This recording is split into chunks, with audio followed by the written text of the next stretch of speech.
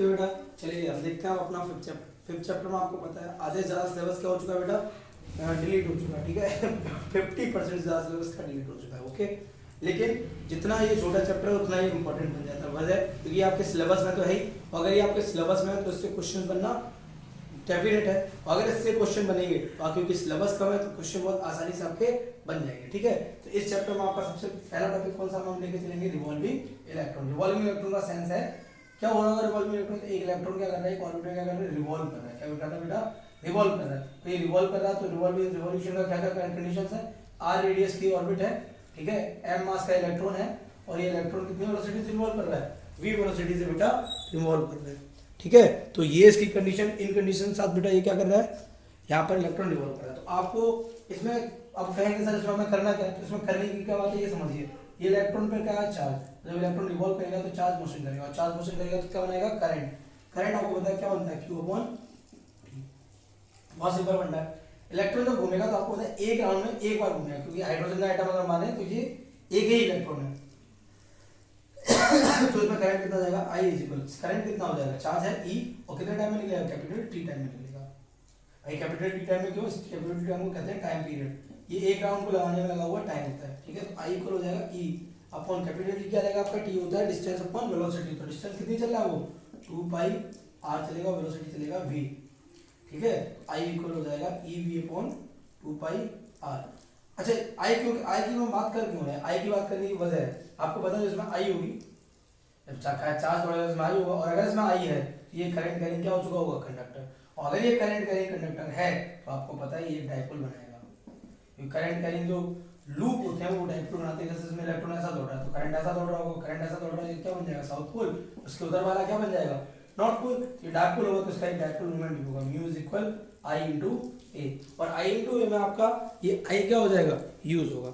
समझ आई होगी ये बात। तो आई इंटू ए में आपका ये आई यूज होगा। ठीक है, तो आई की जगह आप ये रखेंगे तो ये हो जाएगा E V upon 2 pi R into I हो जाएगा पाई आर, ए और area pi R square, R से आर कैंसिल, पाई से पाई कैंसिल, ये आपका बन जाएगा ई वी आर अपॉन 2।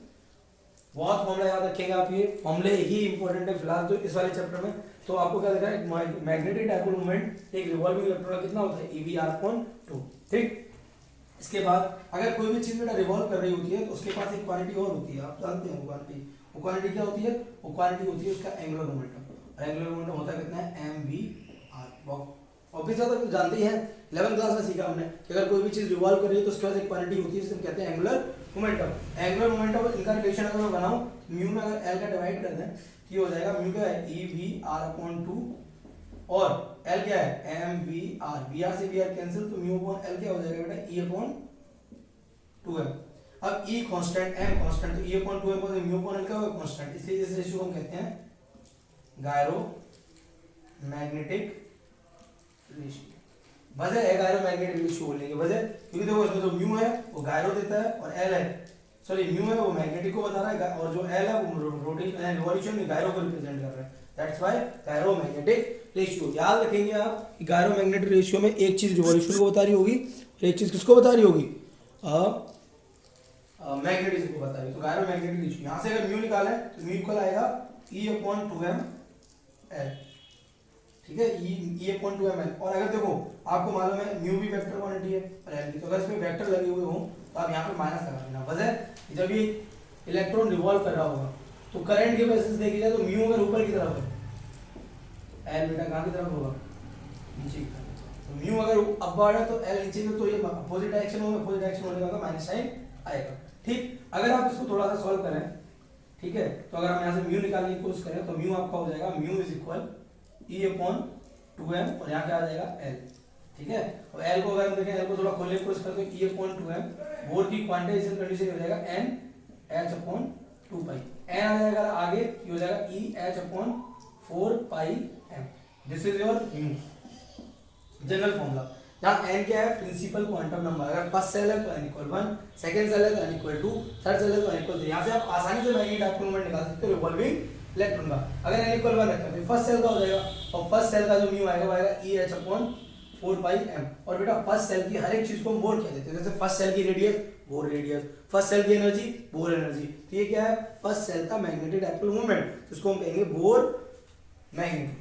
क्या बोलेंगे इसको, वोर्स मैग्नेटॉन, क्या बोलेंगे इसको बेटा, वोर्स मैग्नेटॉन। तो ये आपका क्या है, वोर्स मैग्नेटॉन। ओके, तो ये आपका टॉपिक था कौन सा, रिवॉल्विंग इलेक्ट्रॉन का। इसके बाद इसमें बेटा कोई भी चीज अगर समझना है तो आप कमेंट सेक्शन में बिल्कुल पूछ सकते हैं, आपके पास 2 दिन है, ठीक है। इसके बाद आपका इसमें टॉपिक है बार मैग्नेट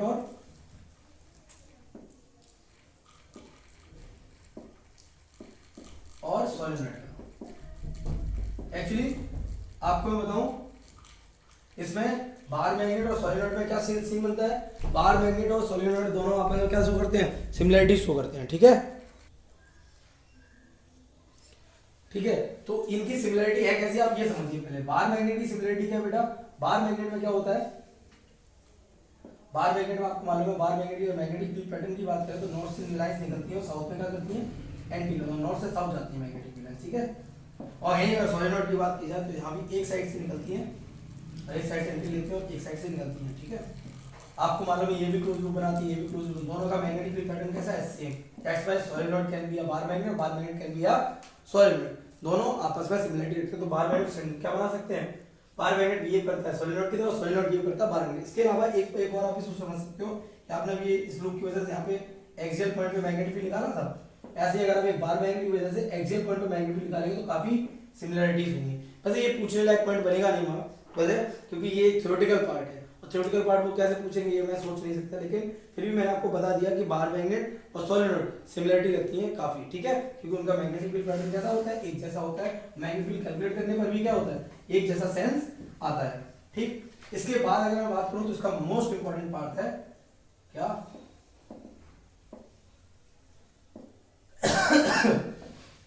अर्थ मैग्नेटिज्म। क्या बेटा, अर्थ मैग्नेटिज्म, ठीक। तो अर्थ मैग्नेटिज्म में सबसे पहले आप अर्थ को समझिए, हमारी अर्थ है कैसी। आप अर्थ समझ जाएंगे आपका आधा काम आसान हो जाएगा। ये नहीं हमारी अर्थ, ठीक है। आपको मालूम है इसका जस्ट ऊपर वाला पॉइंट ये नॉर्थ होगा और ये क्या होगा, साउथ। अब इसे गोल नहीं बनी,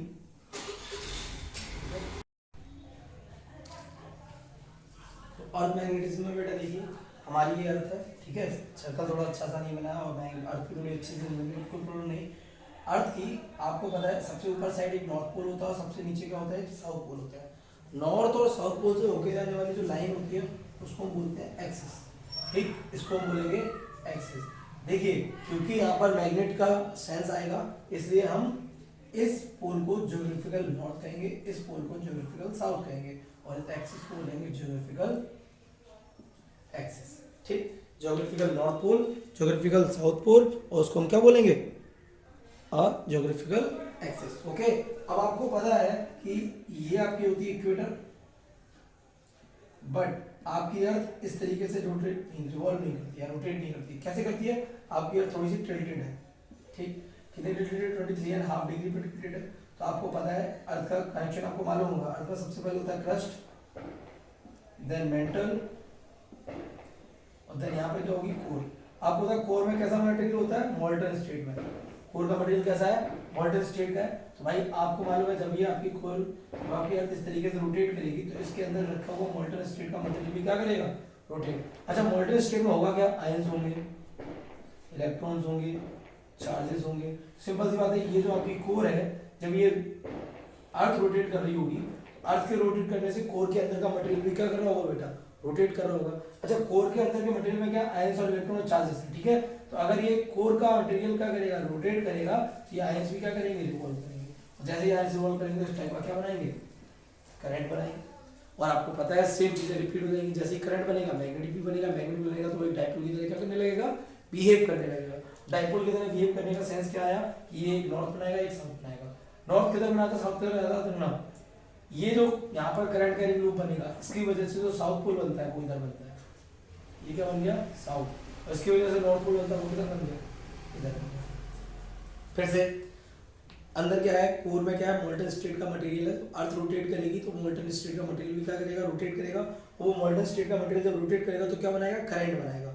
और वो करंट आपको पता है मैग्नेटिक फील्ड प्रोड्यूस करेगा, जिसको हम कहते हैं अर्थ मैग्नेटिक फील्ड। आपको पता है फ्री सस्पेंडेड बार मैग्नेट हमेशा नॉर्थ और साउथ डायरेक्शन में रुकती है। मैग्नेट का नॉर्थ में रुकता है, मैग्नेट का साउथ में रुकता है, आपको पता होगी, ठीक है। तो लेकिन एक चीज इंपॉर्टेंट आप ये याद रखेंगे, क्या नॉर्थ डायरेक्शन में साउथ पोल होता है और साउथ डायरेक्शन में नॉर्थ पोल होता है, किसका, मैग्नेट का, ठीक। पोल के बारे में जान लीजिए। दो तरीके के पोल होते हैं, कंफ्यूज मत होइएगा।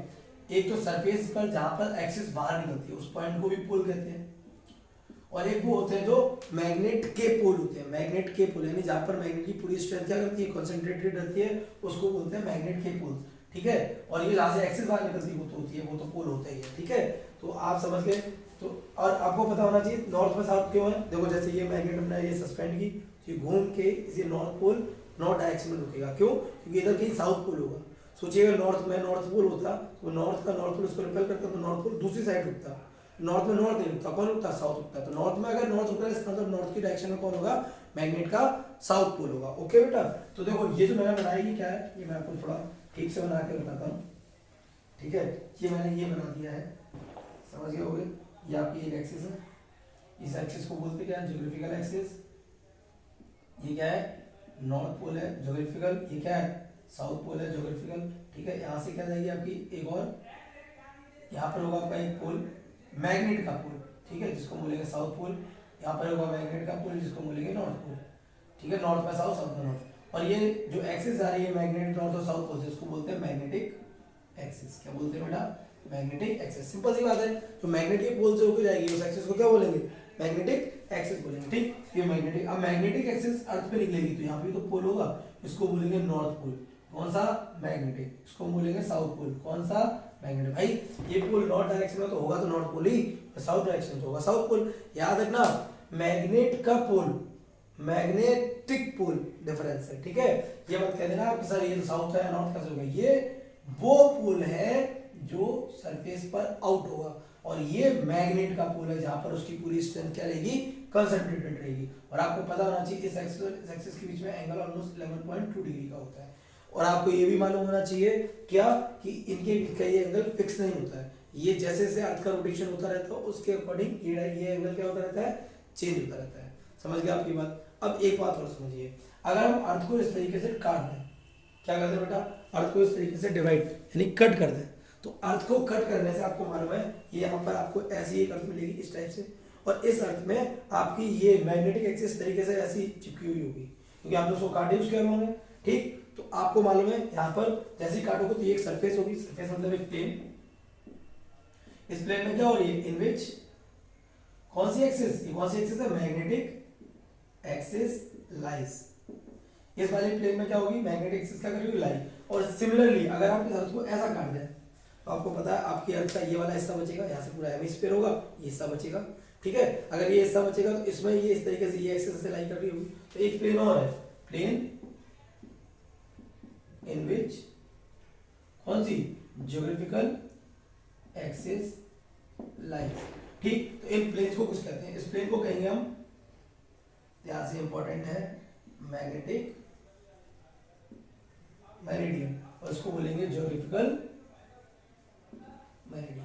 सिंपल समझ गए होगे मैग्नेटिक मेरिडियन क्या और ज्योग्राफिकल मेरिडियन क्या। ये दोनों ही पॉइंट, दोनों ही के दोनों प्लेन बहुत ज्यादा इंपॉर्टेंट है। मैग्नेटिक मेरिडियन वो जिसमें मैग्नेटिक एक्सिस लाई करेगी, ज्योग्राफिकल मेरिडियन वो जिसमें ज्योग्राफिकल एक्सिस लाई करेगी। ठीक है, इसके अलावा आप अर्थ की मैग्नेटिक फील्ड लाइंस के बारे में अच्छे से सीख लें। इसके लिए आप एक खास काम कर लेना, एनसीईआरटी क्वेश्चन आप भले याद करके जाना लेकिन लगा के जाना। ठीक है, आपको उससे बहुत फायदा मिलने वाला है। ठीक, क्योंकि इसके ज्यादा मोस्टली क्वेश्चन एनसीईआरटी से ही आ सकते हैं।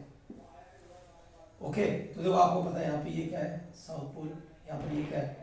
North pole. टिल्टेड ही तो है, तो आपको पता है साउथ पोल में आपकी मैग्नेटिक फील्ड लाइंस क्या करेंगी? एंटर करेंगी, और नॉर्थ पोल से क्या होंगी? बाहर जाएंगी।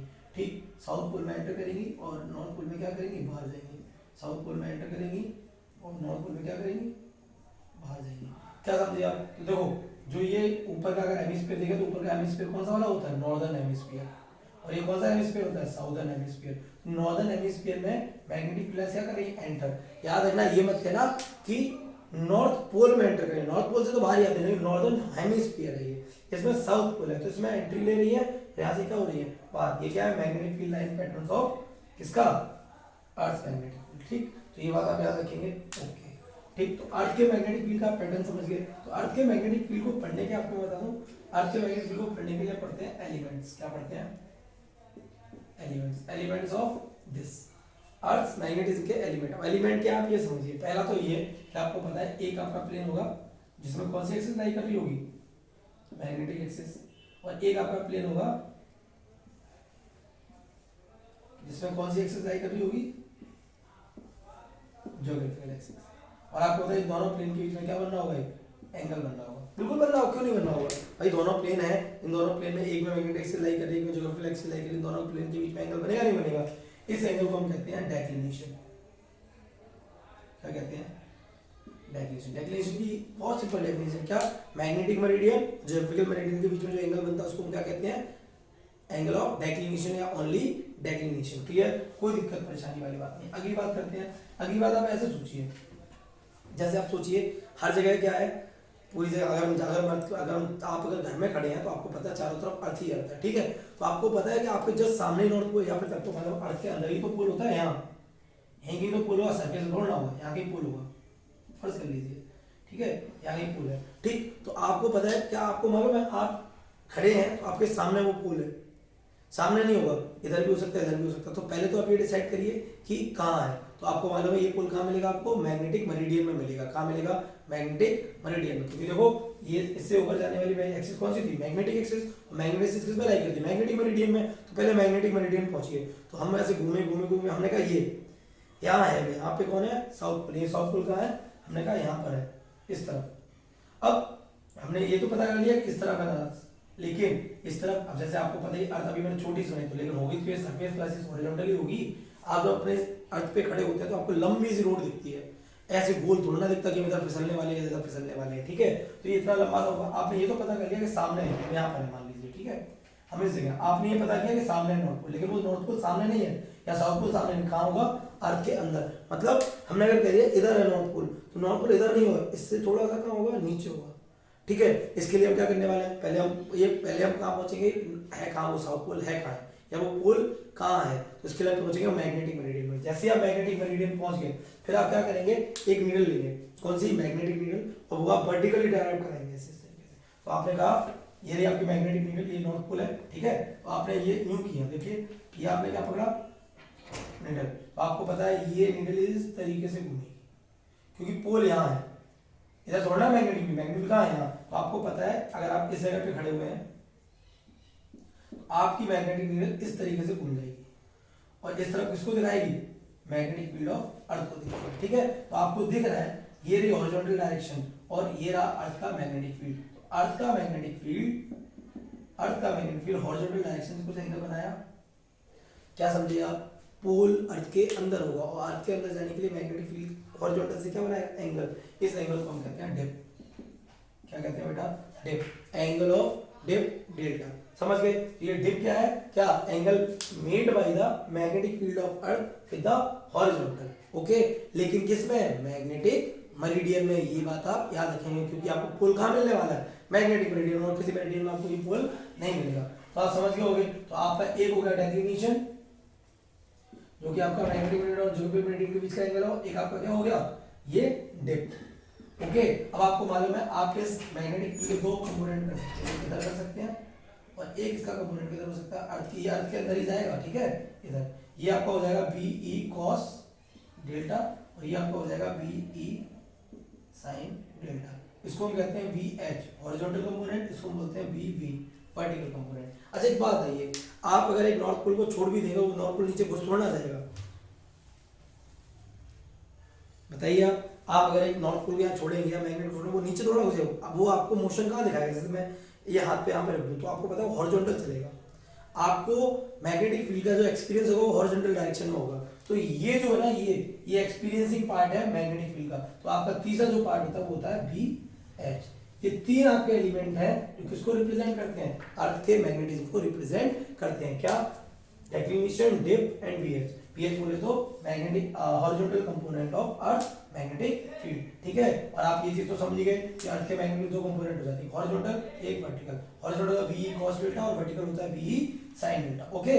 समझ में आ गई होगी आपकी बात। ये तीन आपके क्या है, एलिमेंट्स ऑफ अर्थ, और तीनों ही समझ में आने चाहिए आपको। इसमें आपका वीएच क्या है, वी cos डेल्टा, और वी क्या है, वी sin डेल्टा। ऐसा कोई दिक्कत वाली बात तो है ही नहीं। इसको अगर आप सॉल्व करना चाहोगे तो अगर इनको का डिवाइड करो तो sin अपॉन cos हो जाएगा tan डेल्टा, और v से v कहना तो ये हो जाएगा bv अपॉन bh। एक रिलेशन ये बनता है tan delta is equal bv upon bh। इनको अगर स्क्वायर करके ऐड करोगे तो vh square plus V V square, इन दोनों का स्क्वायर करेंगे तो दोनों से बी स्क्वायर कॉमन आ जाएगा, ब्रैकेट में बचेगा cos square delta plus sin square delta 1 हो जाएगा। तो ये आपका एक रिलेशन बनता है, या फिर हम इसी को लिख सकते हैं b is equal under root के अंदर bh square plus vv square, ठीक है। यानी दोनों हॉरिजॉन्टल और वर्टिकल कंपोनेंट के स्क्वायर का रूट, सम का रूट जो होता है वो किसके इक्वल होता है, अर्थ के मैग्नेटिक फील्ड के इक्वल होता है। ये दो मेन रिलेशंस हैं जो इस वाले चैप्टर में है, जिससे आपका न्यूमेरिकल बन सकता है। बाकी इस चैप्टर में से ज्यादा कुछ भी नहीं है।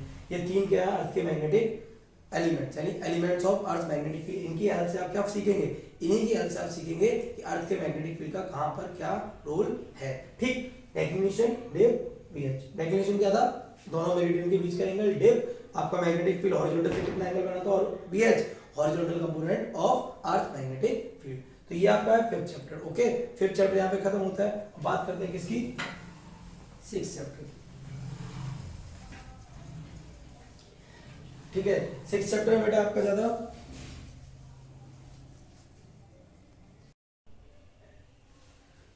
आपका अगला चैप्टर बेटा सिक्स चैप्टर, और सिक्स चैप्टर आपका क्या है, ईएमआई। देखिए धीरे धीरे हम बिल्कुल सिलेबस को खत्म करने की ओर बढ़ते जा रहे हैं, ठीक है। ईएमआई, ईएमआई आपको मालूम है इलेक्ट्रोमैग्नेटिक इंडक्शन। इसके जन्मदाता कौन है, आपको पता है इसके जन्मदाता है फैराडे। कौन है, फैराडे। सिंपल सी बात है, फैराडे ये सोचते थे कि अगर एक करंट कैरिंग कंडक्टर से मैग्नेटिक फील्ड बन सकता तो मैग्नेटिक फील्ड से करंट भी क्यों नहीं बन सकता भाई, बिल्कुल बन सकता है। क्यों, क्योंकि इस नेचर को सिमेट्री पसंद है। अगर ए का बी है तो बी का ए होना तय है, इस नेचर का ये कॉन्सेप्ट कहता है, ठीक है। तो उन्होंने क्या सोचा कि अगर एक करंट कैरिंग कंडक्टर होता है तो वो क्या बना देता है, वी वेक्टर बनाता है। तो अगर एक वी वेक्टर हो तो उसको क्या बनाना चाहिए, करंट बनाना चाहिए। इसके लिए उन्होंने एक्सपेरिमेंट किए, कितने, तीनों एक्सपेरिमेंट आपको पता होना चाहिए। पहला एक्सपेरिमेंट उन्होंने कॉइल ली और करंट आया कि नहीं आया, इसके लिए उन्होंने क्या यूज किया, गैल्वेनोमीटर। उसके पास क्या लेके आए, बार मैग्नेट, नॉट सॉल्व। इस बार मैग्नेट पास और दूर लेके गए तो उनको पता चला कि जब ये बार मैग्नेट इसके पास जाती है दूर जाती है तो उसमें क्या आता है, डिफ्लेक्शन आता है, अदरवाइज नहीं आता है। बार मैग्नेट अगर रेस्ट में रहती है तो कोई डिफ्लेक्शन नहीं, पास जाती है तो डिफ्लेक्शन आता है, दूर जाती है तो डिफ्लेक्शन आता है, ठीक है। पास जाने से क्या होता है, दूर जाने से क्या होता है, बात की बात, ठीक। फिर उन्होंने क्या किया, ये फिर एक वो ले ली और इसमें लगा दिया उन्होंने गैल्वेनोमीटर, और यहाँ पे उन्होंने ले ली क्या, एक और जिसमें लगा दी उन्होंने बैटरी, ठीक। और इसमें करंट था। ये क्यों किया गया, ये इसलिए किया गया कि उसके मैग्नेटिक फील्ड की वजह से, हमें लग रहा था कि बार मैग्नेट की वजह से ही करंट आता है, लेकिन बार मैग्नेट की वजह से करंट नहीं आता है। तो हमने क्या कहा, क्या बार मैग्नेट की वजह से ही करंट आता है, तो हमने क्या लिया, एक कॉइल ले ली, ठीक है। एक कॉइल में बैटरी लगाकर इसका मैग्नेटिक फील्ड प्रोड्यूस किया और इसको कहाँ ले गए, पास और दूर, और सेम चीज रिपीट हुई जो इसमें रिपीट हुई। इससे क्या क्या कंफर्म हुआ, इससे ये कंफर्म हुआ कि वो बार मैग्नेट नहीं थी जिसकी वजह से डिफ्लेक्शन आ रहा था, वो मैग्नेटिक फील्ड था जिसकी वजह से डिफ्लेक्शन आ रहा था, ठीक है। और एक तीसरा एक्सपेरिमेंट उन्होंने किया, क्या, फिर उन्होंने एक ले लिया गैल्वेनोमीटर और यहाँ पर ले ली एक और कॉइल जिसमें लगा दी उन्होंने सेल और साथ ही साथ लगा दी की, क्या लगा दी बेटा, की, ठीक है। उन्होंने क्या देखा, उन्होंने कहा जब इस की को हमने टैप किया तो इसमें डिफ्लेक्शन आया, मोमेंटरी डिफ्लेक्शन। जब हमने उसको ऑफ किया तब भी इसमें आया मोमेंटरी डिफ्लेक्शन, और डिफ्लेक्शन की डायरेक्शन दोनों बार क्या होती थी, चेंज, पास आता था अलग, दूर जाता था अलग, पास आता था अलग, दूर जाता था अलग, और ऑन किया तो अलग और पास और ऑफ किया तो अलग, यानी इस डिफ्लेक्शन की डायरेक्शंस अलग अलग थी। सबसे पहला पॉइंट क्या, करंट आया। सबसे पहला पॉइंट क्या है बेटा, करंट आया। करंट आना बहुत बड़ी बात थी, ठीक है। उसके बाद उन्होंने कंक्लूजन करा करंट क्यों आया, तो उन्होंने कहा इसके पास जाने से होता क्या है, उन्होंने कहा ये क्या बना रहा है, मैग्नेटिक फील्ड लाइंस, ध्यान समझिएगा। तो अगर जब पास दूर होते हैं तो एक ही लाइन गुजरेगी, पास जाएंगे तो number of magnetic field lines क्या होगा, इंक्रीज होगा। अच्छा, और दूर जाएंगे तो number of magnetic field line decrease होगा, कोई प्रॉब्लम नहीं। इसमें क्या है, ये भी तो लाइंस बना रहा है, ये लाइंस बना रहा है, ये जब पास जाएगा इंक्रीजमेंट होगा किसमें, number of magnetic field lines में, और दूर जाएगा तो डिक्रीमेंट होगा किसमें, number of magnetic field lines में। तो उन्होंने कहा यहाँ पर भी चलो ठीक है, कोई प्रॉब्लम नहीं। यहाँ हमने कहा जब ये बिल्कुल टैप नहीं था तो कोई लाइन नहीं थी, जैसे ही टैप किया तो 5 लाइंस में से गुजर गई, यानी इंक्रीमेंट हुआ। जैसे ही किया 5 गुजर रही थी, ऑफ किया तब एक भी नहीं गुजर रही, यानी ट्रांजैक्शन हुआ। उन्होंने फिर कंक्लूजन क्या निकाला, उन्होंने कंक्लूजन ये निकाला, क्या कंक्लूजन निकाला कि व्हेनेवर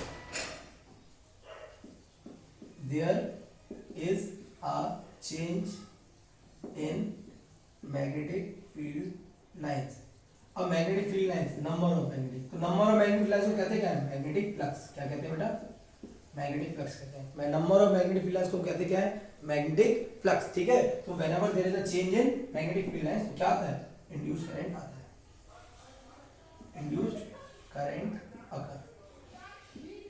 उन्होंने कहा जितना चेंज करोगे मैग्नेटिक फील्ड लाइंस को या मैग्नेटिक फ्लक्स को उतना क्या आएगा, करंट आएगा। तो करंट का फॉर्मूला क्या होना चाहिए, चेंज इन मैग्नेटिक फ्लक्स, और किसके साथ, टाइम के साथ। लेकिन ये फॉर्मूला आपका डायमेंशनली सही नहीं है, तो इन्होंने करंट को उठा के यहाँ क्या लिया, ईएमएफ, क्योंकि ईएमएफ लेने से कुछ गड़बड़ाया नहीं, वैसे ईएमएफ ज्यादा होगा तो करंट ऑटोमेटिकली ज्यादा होगा, अगर ये ईएमएफ बना देगा तो करंट तो ऑटोमेटिकली बन ही जाएगा अगर सर्किट होगा तो, है ना।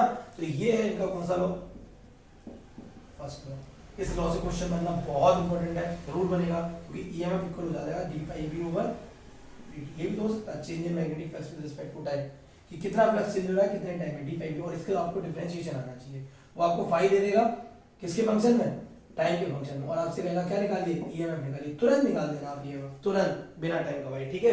तो ईएमएफ कैसे निकलेगा भाई, differentiating the magnetic flux B. Okay, ये आपका क्या फर्स्ट लॉ क्या है ये, और ये आपका क्या है, ये फर्स्ट लॉ है, और ये आपका सेकंड लॉ है। फर्स्ट लॉ क्या कहता है, ध्यान से, कि अगर फ्लक्स में चेंज आएगा करंट आएगा, सिंपल। और सेकंड लॉ क्या कहता है, करंट कितना आएगा, ईएमएफ आएगा, और ईएमएफ कितना आएगा, delta phi upon delta T यानी डी फाई ओवर dt, यानी कितना चेंजमेंट हो रहा है। क्वेश्चन बन सकता है, तो आप याद रखना, या देख लेना कितना, जैसे उन्होंने कहा 5 लाइंस बढ़ गई, फ्लक्स बढ़ गया 6, तो ऊपर 6 कितने 3 सेकंड में, तो ऊपर 6 नीचे 3 कितना आ गया, 2 वोल्ट का ईएमएफ आ जाएगा। ज्यादा टफ नहीं, ज्यादा दिमाग पे जोर नहीं डालना, ठीक है। अदरवाइज वो क्या दे देगा, फाई को आपको टी के फंक्शन में दे देगा और बोलेगा कि निकालिए ईएमएफ, तो आप उसको डिफरेंशिएट कर देंगे टाइम के साथ, तो भी क्या निकलेगा। कुल मिला के आपको ये सोचना है कि फ्लक्स चेंज होना चाहिए, फ्लक्स चेंज होगा तो करंट आएगा। फ्लक्स आप समझ रहे होंगे, मैंने आपको जैसा फर्स्ट चैप्टर में अभी सिखाया सेम है फ्लक्स, ठीक है। वहां पर क्या थी, इलेक्ट्रिक फील्ड लाइंस, क्या थी, इलेक्ट्रिक फील्ड लाइंस, तो फाई था क्या, E/S। यहाँ पर क्या होगी, मैग्नेटिक फील्ड लाइंस, तो यहाँ पर क्या होगा, सिंपल फाई बी होगा क्या, B × A। सेम जब यहाँ पर आपको मालूम है कैसा गुजरनी चाहिए लाइन को, 90 डिग्री, 90 डिग्री नहीं गुजरता है तो आपको पता है कौन सा cos थीटा आकर वहां पर रूल अपन अदा करेगा, तो b क्या हो जाएगा, फाई b इक्वल हो जाएगा BA cos थीटा। अच्छा, क्योंकि यहाँ पर आपको पता है लूप में से गुजरेगा मैग्नेटिक फील्ड, कैसे गुजरेगा, लूप में से, तो 1 loop 2 loop 3 loop 4 loop 5 loop 6 loop जितने होंगे उतना क्या हो जाएगा मल्टीप्लाई, तो टोटल फ्लक्स की बात की ना, तो ये हो सकता है NBA cos थीटा, ये क्या हो जाएगा, n phi b, total flux, total flux क्या हो जाएगा, NBA cos थीटा। तो आप दिमाग में रखेंगे कि फ्लक्स क्या होता है, NBA cos थीटा, सिंपल है, B vector dot A vector हो जाएगा, यही वेक्टर आपका B vector dot DA vector होके इंटीग्रेट में भी आ जाएगा, ये आपका टोटल फ्लक्स है। अच्छा, टोटल फ्लक्स उम्मीद है आप समझ तो गए ना, ये क्या है, मैग्नेटिक फ्लक्स।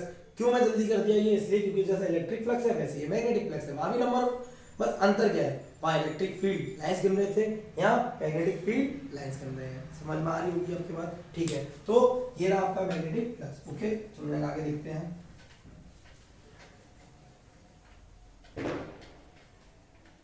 मैग्नेटिक फ्लक्स इसलिए बताया क्योंकि मैंने आपको भी बताया कि फैराडे में क्या चेंज करता है, मैग्नेटिक फ्लक्स। अच्छा, इसके बाद देखिए लेंज लॉ। अच्छा, लेंज लॉ का क्या केस है, ध्यान से समझिए, लेंज लॉ से क्वेश्चन डेफिनेटली बनेगा, डेफिनेटली। पहली चीज, लेंज लॉ करता क्या है, अभी मैं आपको बता दूं, पहले लेंज लॉ आप सीख लो। होता क्या है, आपने कहा जैसे ये सर्किट है, ये क्या है, सर्किट, ठीक है, तो इसमें क्या आया, ईएमएफ आया, यानी कि इसमें आया करंट, तो मैं आपसे पूछूंगा करंट की डायरेक्शन, तो करंट डायरेक्शन कौन डिसाइड करेगा, ईएमएफ की डायरेक्शन, तो ईएमएफ की डायरेक्शन किधर होगी, कौन बताएगा। तो देखो भाई, जब ये नॉर्थ पोल साउथ पोल ये इसके पास आएगी, ठीक है, तो ये जब इसके पास आएगी तो आप इसको पास लाओगे, तो भाई एक बात है, इसको पास लाने से इसमें एनर्जी, करंट का मतलब क्या हो गया, एनर्जी आना, बेटा समझ रहे हो, एनर्जी अगर इसमें आ गई, करंट आया, करंट आने का मतलब एनर्जी है, एनर्जी आ गई तो कहां से आई एनर्जी, सिंपल सी बात है, करंट अगर आया है तो करंट क्रिएट थोड़ा ना हो जाएगा, एनर्जी होती है करंट, तो वो एनर्जी कहां से आई, तो भाई देखो लेंज ने वही लॉ लगाया, वही लॉजिक लगाया क्या, कि हम जब इसको पास ला रहे हो तो आसानी नहीं होती होगी, तो इस नॉर्थ को पास ले जाने में हमें क्या करना पड़ रहा होगा पर, जब वर्क कब करेंगे, जब ये अपोज करेगा, अपोज कैसे करेगा, जैसे नॉर्थ इसके जब पास आ रहा होगा तो इसमें बनेगा करंट, वो करंट कैसा बनेगा, ऐसा बनेगा, इधर साइड नॉर्थ बनाएगा, उधर साइड क्या बना देगा, साउथ बना देगा, क्या समझे, जब ये नॉर्थ पोल इसके पास आ रहा होगा तो इधर क्या बना लेगा, नॉर्थ, इधर क्या बना देगा, साउथ, तो होगा क्या, फिर इसको अपोज करेगा, ये जैसे ही इसको अपोज करेगा तो इसको पास नहीं आने देगा, और पास नहीं आने देगा, आपको धक्का लगा के इसको पास लाना है, यानी आपको एनर्जी खर्च करनी है, वही एनर्जी इसमें आ जाती है। पहले तो आप ये समझिए, लेंज लॉ क्या बताता है, लेंज लॉ बताता है कंजर्वेशन ऑफ एनर्जी, यानी कि हमें जो लगता है कि एनर्जी क्रिएट हो गई, ठीक है, वो एनर्जी क्रिएट नहीं होती है, क्या होता है फिर, तो वो एनर्जी हमारी ट्रांसफर हो जाती है, हम जो वर्क करते हैं उसको पास लाने वो, जैसे आप फर्ज करिए ये मैग्नेट दूर जा रहा है, तो दूर जाने का मतलब है नॉर्थ पोल दूर जा रहा है, तो दूर जाने से कितना आएगा फ्लक्स, दूर जाएगा तो ये इधर बना लेगा साउथ, इधर क्या बना लेगा नॉर्थ, तो इधर साउथ बनाएगा, इसका मतलब उसको दूर जाने नहीं देगा, सिंपल सा है, आपका इंड्यूस ईएमएफ या इंड्यूस करंट जिसकी वजह से बन रहा है, लेंस लॉ कहता है वो उसी चीज को अपोज करेगा। अपोज क्यों करेगा? ताकि हमें एनर्जी, एक्सटर्नल एनर्जी खर्च करनी पड़े। तो एक्सटर्नल एनर्जी खर्च करने से होगा क्या? बहुत सिंपल, एक्सटर्नल एनर्जी खर्च करने से आपका एनर्जी ना क्रिएट होगी ना डिस्ट्रॉय होगी। तो ये लेंस लॉ कहता है। तो लेंस लॉ एक चीज, लेंस लॉ की एक क्वेश्चन देखिए कैसे ये हो, तो आप समझ गए कि मैग्नेट आसपास रहेगी तो क्या होगा, तो आप समझ लेना नॉर्थ अगर पास आ रहा है तो पास आने नहीं देगा, साउथ अगर दूर जा रहा है तो दूर जाने नहीं देगा, नॉर्थ अगर दूर जा रहा है तो नॉर्थ को, तो ऐसा पोल क्रिएट करता है कि वो उसको दूर ना जाए। अब जैसे यहाँ पर ये क्या है, वायर, और यहाँ पे इन्होंने बना दिया लूप, तो आपको पता है इस वायर की वजह से पहले तो मैग्नेटिक फील्ड लाइंस हुई किधर की तरफ, ऐसे, यानी बाहर की तरफ, बाहर की तरफ आ रही है, देखो बाहर की तरफ आ रही हुई, यानी यहाँ पे ऐसी लाइंस हुई, कितनी लाइंस होगी? बहुत। डॉट का मतलब है बाहर और क्रॉस का मतलब होता है अंदर, ठीक है, ये आपको पता होगा ऑलरेडी।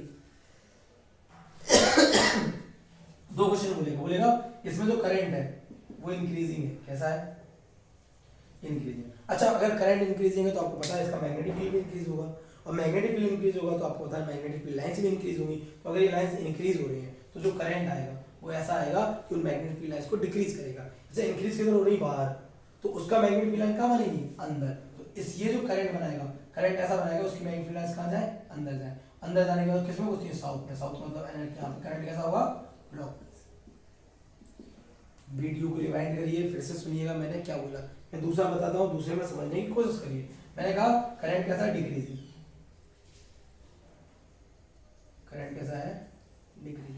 अच्छा, डिक्रीजिंग करंट का सेंस क्या रहेगा? अगर करंट डिक्रीज हो रहा है तो आपको पता है इसकी मैग्नेटिक फील्ड इधर ही तो है, उसकी मैग्नेटिक फील्ड पहले बना ली, तो मैग्नेटिक फील्ड कहाँ नहीं होगी? बाहर। तो करंट डिक्रीज होने का मतलब क्या हो गया कि ये जो बाहर आने वाली लाइंस हो रही होंगी वो कम हो रही है। जैसे 10 थी, 10 से 9, 9 से 8, 8 से 7, 7 से 5, तो कम हो रही है मैग्नेटिक लाइन। लेंस में क्या कहता है? जो हो रहा है उसी को अपोज करना है, जो हो रहा है उसी को क्या करना है? अपोज करना है। तो कम हो रही है तो बढ़ाओ, तो बढ़ाने के लिए वो क्या करेगा? ये ऐसा करंट बनाएगा कि मैग्नेटिक लाइंस बाहर की तरफ फेंकेगा, तो और बाहर की तरफ बनेगा। बाहर की तरफ निकलने का मतलब हो गया नॉर्थ। किससे निकलती है? नॉर्थ से तो निकलती है, नॉर्थ का मतलब हो गया एंटी क्लॉकवाइज करंट। ठीक है, ये मैंने आपको यहाँ समझा दिया। अगर नहीं समझ में आया तो वीडियो थोड़ा सा पीछे लेके जाइए, फिर से देखिए मैंने क्या कहा, चाहे तो आप इसको स्लो कर लेना। ठीक है, ये मैंने आपको बता दिया कि चल क्या रहा है। ओके, चलिए, ये आपका लेंस लॉ हो गया, और लेंस लॉ याद रखना कंजर्वेशन ऑफ एनर्जी को रिप्रेजेंट करता है। ठीक है, लेंस लॉ के बाद आपको पता है कि अगर फ्लक्स होगा चेंज, ठीक, तो आपको आएगा ईएमएफ। ये आपका पूरा चैप्टर चलेगा इसी बेस पे, फ्लक्स चेंज ईएमएफ आया, फ्लक्स चेंज ईएमएफ आया, फ्लक्स चेंज ईएमएफ आया। फ्लक्स चेंज हो कैसे सकता है? तो फ्लक्स का फॉर्मूला आपको पता है N B A cos theta. तो आपको मालूम है, या तो एन चेंज करो, एन तो चेंज करना है, एन फिक्स एन डाल दो, बी चेंज कर दीजिए। क्या चेंज कर दीजिए? B change, flux change, flux change EMF आएगा। एरिया चेंज कर दीजिए, A change, flux change, flux change, E change, E आएगा। ठीक है, और एंगल चेंज कर दिए, angle change, phi change, phi change, धन ई आएगा। समझ लो, एक एक करके चेंज करते हैं। सबसे पहले क्या चेंज करते हैं? ये एरिया। ठीक, तो एरिया कैसे चेंज होगा आप जरा समझिए।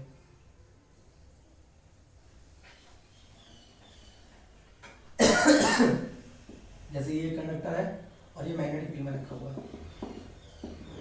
याद रखिएगा फ्लक्स का चेंज होना जरूरी है, अकेला फ्लक्स का होना जरूरी नहीं है। मतलब number of magnetic field lines का वहां से पास होकर चेंज होना जरूरी है। ये रहा कंडक्टर, ठीक है, कंडक्टर हमारा इधर जा रहा है, कितनी वेलोसिटी से? v वेलोसिटी से। तो देखो आपको मालूम जैसे जैसे v वेलोसिटी जाएगी, जैसे ही कंडक्टर इधर जाएगा, आपको मालूम एरिया का कितना जाएगा? छोटा। तो एरिया चेंज होगा तो फ्लक्स चेंज नहीं होगा। और अगर फ्लक्स चेंज होगा तो ईएमएफ आएगा। ईएमएफ आता है बी एल बी, याद रखिएगा आप इसको, बी एल बी, इसको बोलते हैं मोशनल ईएमएफ। क्या बोलते हैं? Motional EMF. अगर वो आपसे कहे कितना वर्क कर रहा है, अगर आप इसको इधर ले जाने में कितना होगा, तो आपको मालूम इसका करंट भी तो आएगा आई। अगर इसका रेजिस्टेंस आर है तो इसका रेजिस्टेंस आर, तो इस पे आपको पता है ईएमएफ इक्वल हो जाएगा आई आर। इक्वल क्या होता है? I are. ये आई आर हो जाएगा, नहीं होगा। तो सारे के सारे फॉर्मूले आप यहाँ यूज कर सकते हो। समझ में आ रहा है? ये कैपिटल, हाँ ठीक। अगली चीज, अगर इसका रेजिस्टेंस आर है तब की ये बात चल रही है, ठीक। तो भाई अब अगर मैंने कहा इसको इधर ले जाने में वर्क कितना खर्च करना पड़ रहा होगा, तो आपको मालूम है पावर क्या होती है? आई स्क्वायर आर, ये तो होती है पावर, ठीक। और ई क्या है? I R. तो आप तो आई क्या हो जाएगा? E upon R. तो ये हो जाएगा ई अपॉन आर, और ये क्या हो जाएगा? आर, और इसका क्या हो जाएगा? स्क्वायर। तो ई क्या हो जाएगा? ई इसका स्क्वायर बोले तो इसका स्क्वायर में V square L square, V square upon R square, ये हो जाएगा आर स्क्वायर। आर स्क्वायर से एक आर कट जाएगा, तो क्या हो जाएगा? V square L square V square upon R. ये इतनी जूल एनर्जी पर सेकेंड क्या हो रही है, हमें खर्च करनी पड़ रही है। क्या करने के लिए, इसमें करंट लाने के लिए, क्योंकि इसको इधर ले जाना इतना आसान नहीं है। क्या समझिए आप, फिर से समझिए, फिर से समझिए मैंने क्या कहा। आप वीडियो रिवाइंड भी कर सकते हैं। मैंने कहा जब आप इसको इधर लेके जा रहे होगे आपको वर्क करना पड़ेगा। क्यों, क्योंकि इसमें करंट आया होगा, वो करंट कैरी करने पे तो मैग्नेटिक लगा सब फोर्स लगेगा। तो अगर हम इसको अंदर लेके जा रहे हो तो ये फोर्स किधर लगा रहा होगा, बाहर की तरफ। ओके, जल्दी इसलिए बोल रहा हूँ क्योंकि आपको मालूम है ये वीडियो थोड़ी ज़्यादा लंबी हो जाएगी तो आपको प्रॉब्लम होना क्रिएट होना चाहिए। ठीक है, तो ये आपका मोशनल ईएमएफ। मोशनल ईएमएफ का एक कॉन्सिक्वेंस और है बेटा, क्या वो भी समझ लीजिए। सपोज फर्स्ट करिए कि ये मैग्नेटिक फील्ड है और इसमें ये रॉड है। रॉड कितने लेंथ की है, एल लेंथ, और ये रॉड यहाँ क्या कर रही है, घूम रही है। कितनी, ओमेगा की एंगुलर वेलोसिटी। तो ओमेगा क्या होता है आपको मालूम है, एक राउंड लगाने में कितना टाइम ले रहा होगा, कैपिटल टी। ठीक, तो ओमेगा की वैल्यू कितनी हो जाएगी, 2 पाई अपॉन कैपिटल टी, क्योंकि वो 2 पाई घूम जाता है, कैपिटल टाइम लेता है। अच्छा एक बात हो, ये एक राउंड घूमेगा कितने टाइम में, टी टाइम में। फ्लक्स कितना चेंज करेगा भाई, जब यहाँ पे रुका हुआ था तो एरिया कितना था, 0। जब ये घूम गया तो एरिया कितना हो गया, ए। तो जब पहले इनिशियल फ्लक्स अगर हम देखें, फाइन एक्स इनिशियल हो जाएगा बी, मैग्नेटिक तो बी है ही, बी ए कितना था, 0 इंटू कॉस 0, तो बी 0 क्या हो गया, 0। Initial flux 0। अगर फाइनल फ्लक्स की बात करें तो वो घूम गया कितना, पूरा का पूरा, तो एरिया हो गया मैग्नेटिक कितना, बी, एरिया हो जाएगा पाई एल स्क्वायर। ये हो गया आपका फ्लक्स फाइनल वाला। टाइम कितना लग रहा है, कैपिटल टी। तो आपको मालूम है ईएमएफ इक्वल क्या हो जाएगा, चेंज इन फ्लक्स, यानी phi final minus phi initial upon time taken. Time कितना लगेगा, कैपिटल टी। तो फाई फाइनल है कितना, बी पाई एल स्क्वायर। कोई दिक्कत समस्या नहीं। और टी क्या हो जाएगा, यहाँ से टी देखो, टी हो जाएगा 2 पाई अपॉन ओमेगा। तो पाई से पाई कैंसिल, ओमेगा पहुंचेगा ऊपर, तो B omega L square upon 2, ये आ जाएगा ईएमएफ। क्वेश्चन यहाँ से बनना बहुत बन सकता है, इसीलिए मैंने आपको एक पॉइंट बताया कि अगर कोई रॉड एल लेंथ की है वो घूम रही है ओमेगा से, तो कितना ईएमएफ क्रिएट करेगी, B omega L square upon 2। Okay, question कैसे बन सकते हैं कि इसके अगर ओमेगा को हम डबल कर दें तो क्या ईएमएफ का क्या होगा, ओमेगा डबल करने से ईएमएफ डबल हो जाएगा। सिंपल है। लेंथ के डबल करने से भाई, लेंथ के डबल करने से डबल नहीं 4 टाइम्स होगा, क्योंकि ईएमएफ लेंथ पर स्क्वायर पर डिपेंड कर रहा है। समझ गए आप ये बात, है ना।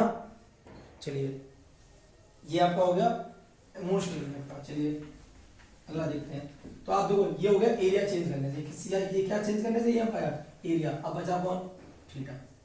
ये तो एंगल चेंज करने से, अगर एंगल चेंज करेंगे तो भी क्या आएगा, ईएमएफ आएगा। ठीक, ये एंगल चेंज करने से ईएमएफ आएगा, तो बनता है हमारा जनरेटर। क्या बनता है, जनरेटर। और ये जनरेटर में आपको अभी नहीं एसी में पढ़ा हुआ, ठीक है। तो इसके चेंज होने से भी क्या आएगा, ईएमएफ आएगा।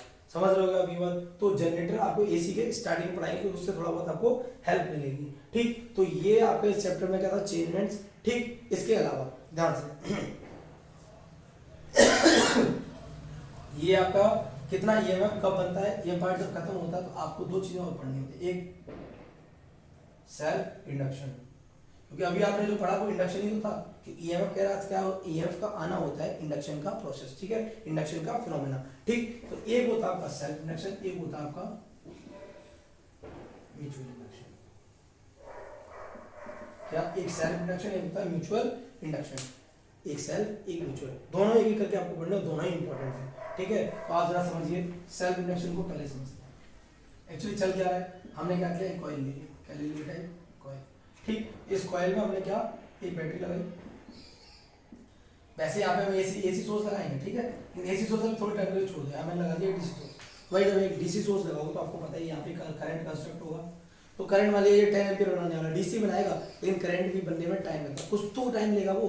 तो 0 से 1, 1 से 2, 2 से 3, 3 से 4, 4 से 5, तो इस तरीके से टाइम बनेगा। तो फ्लक्स यहाँ पे अचानक से क्या होगा, इंक्रीज होगा।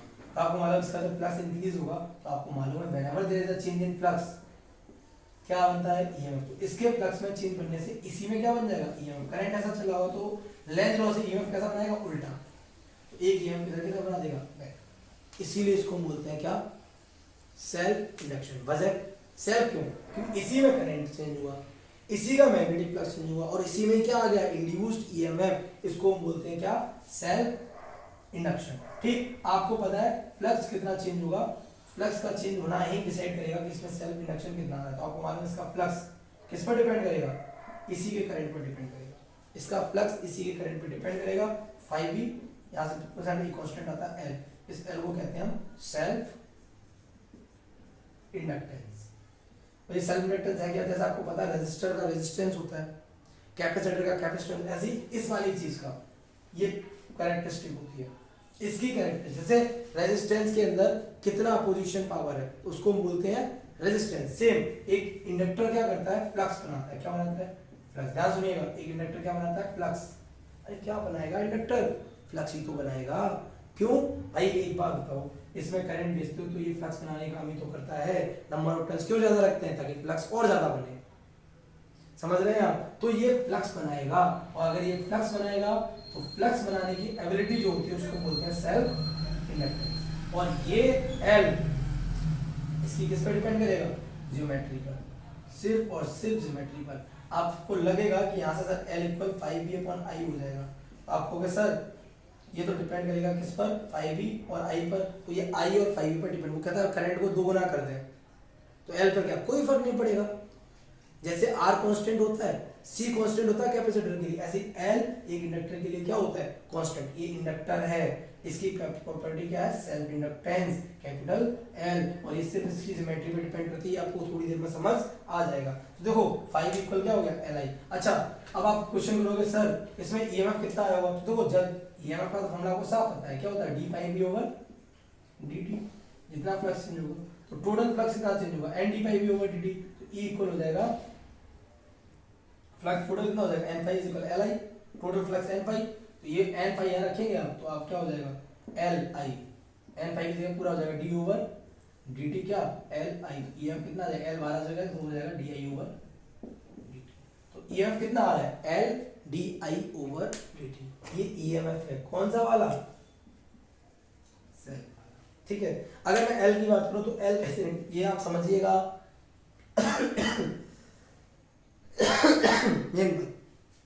मेन बात बेटा सिर्फ क्या है, इतनी सी है, कितनी सी, इतनी सी है कि एक इंडक्टर मैग्नेटिक फील्ड बनाने का काम करता है। हमें सिर्फ उसके अंदर करंट भेजने की देरी होती है, वो क्या बनाता है, मैग्नेटिक फ्लक्स बना देगा।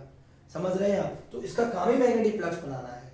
तो मैग्नेटिक फ्लक्स वो कितनी अमाउंट में बनाता है, वो उसकी प्रॉपर्टी होती है, जिसे हम कहते हैं सेल्फ इंडक्टेंस। और सेल्फ इंडक्टेंस डिपेंड करता है इसकी ज्योमेट्री पर। ये हम कैसे समझेंगे,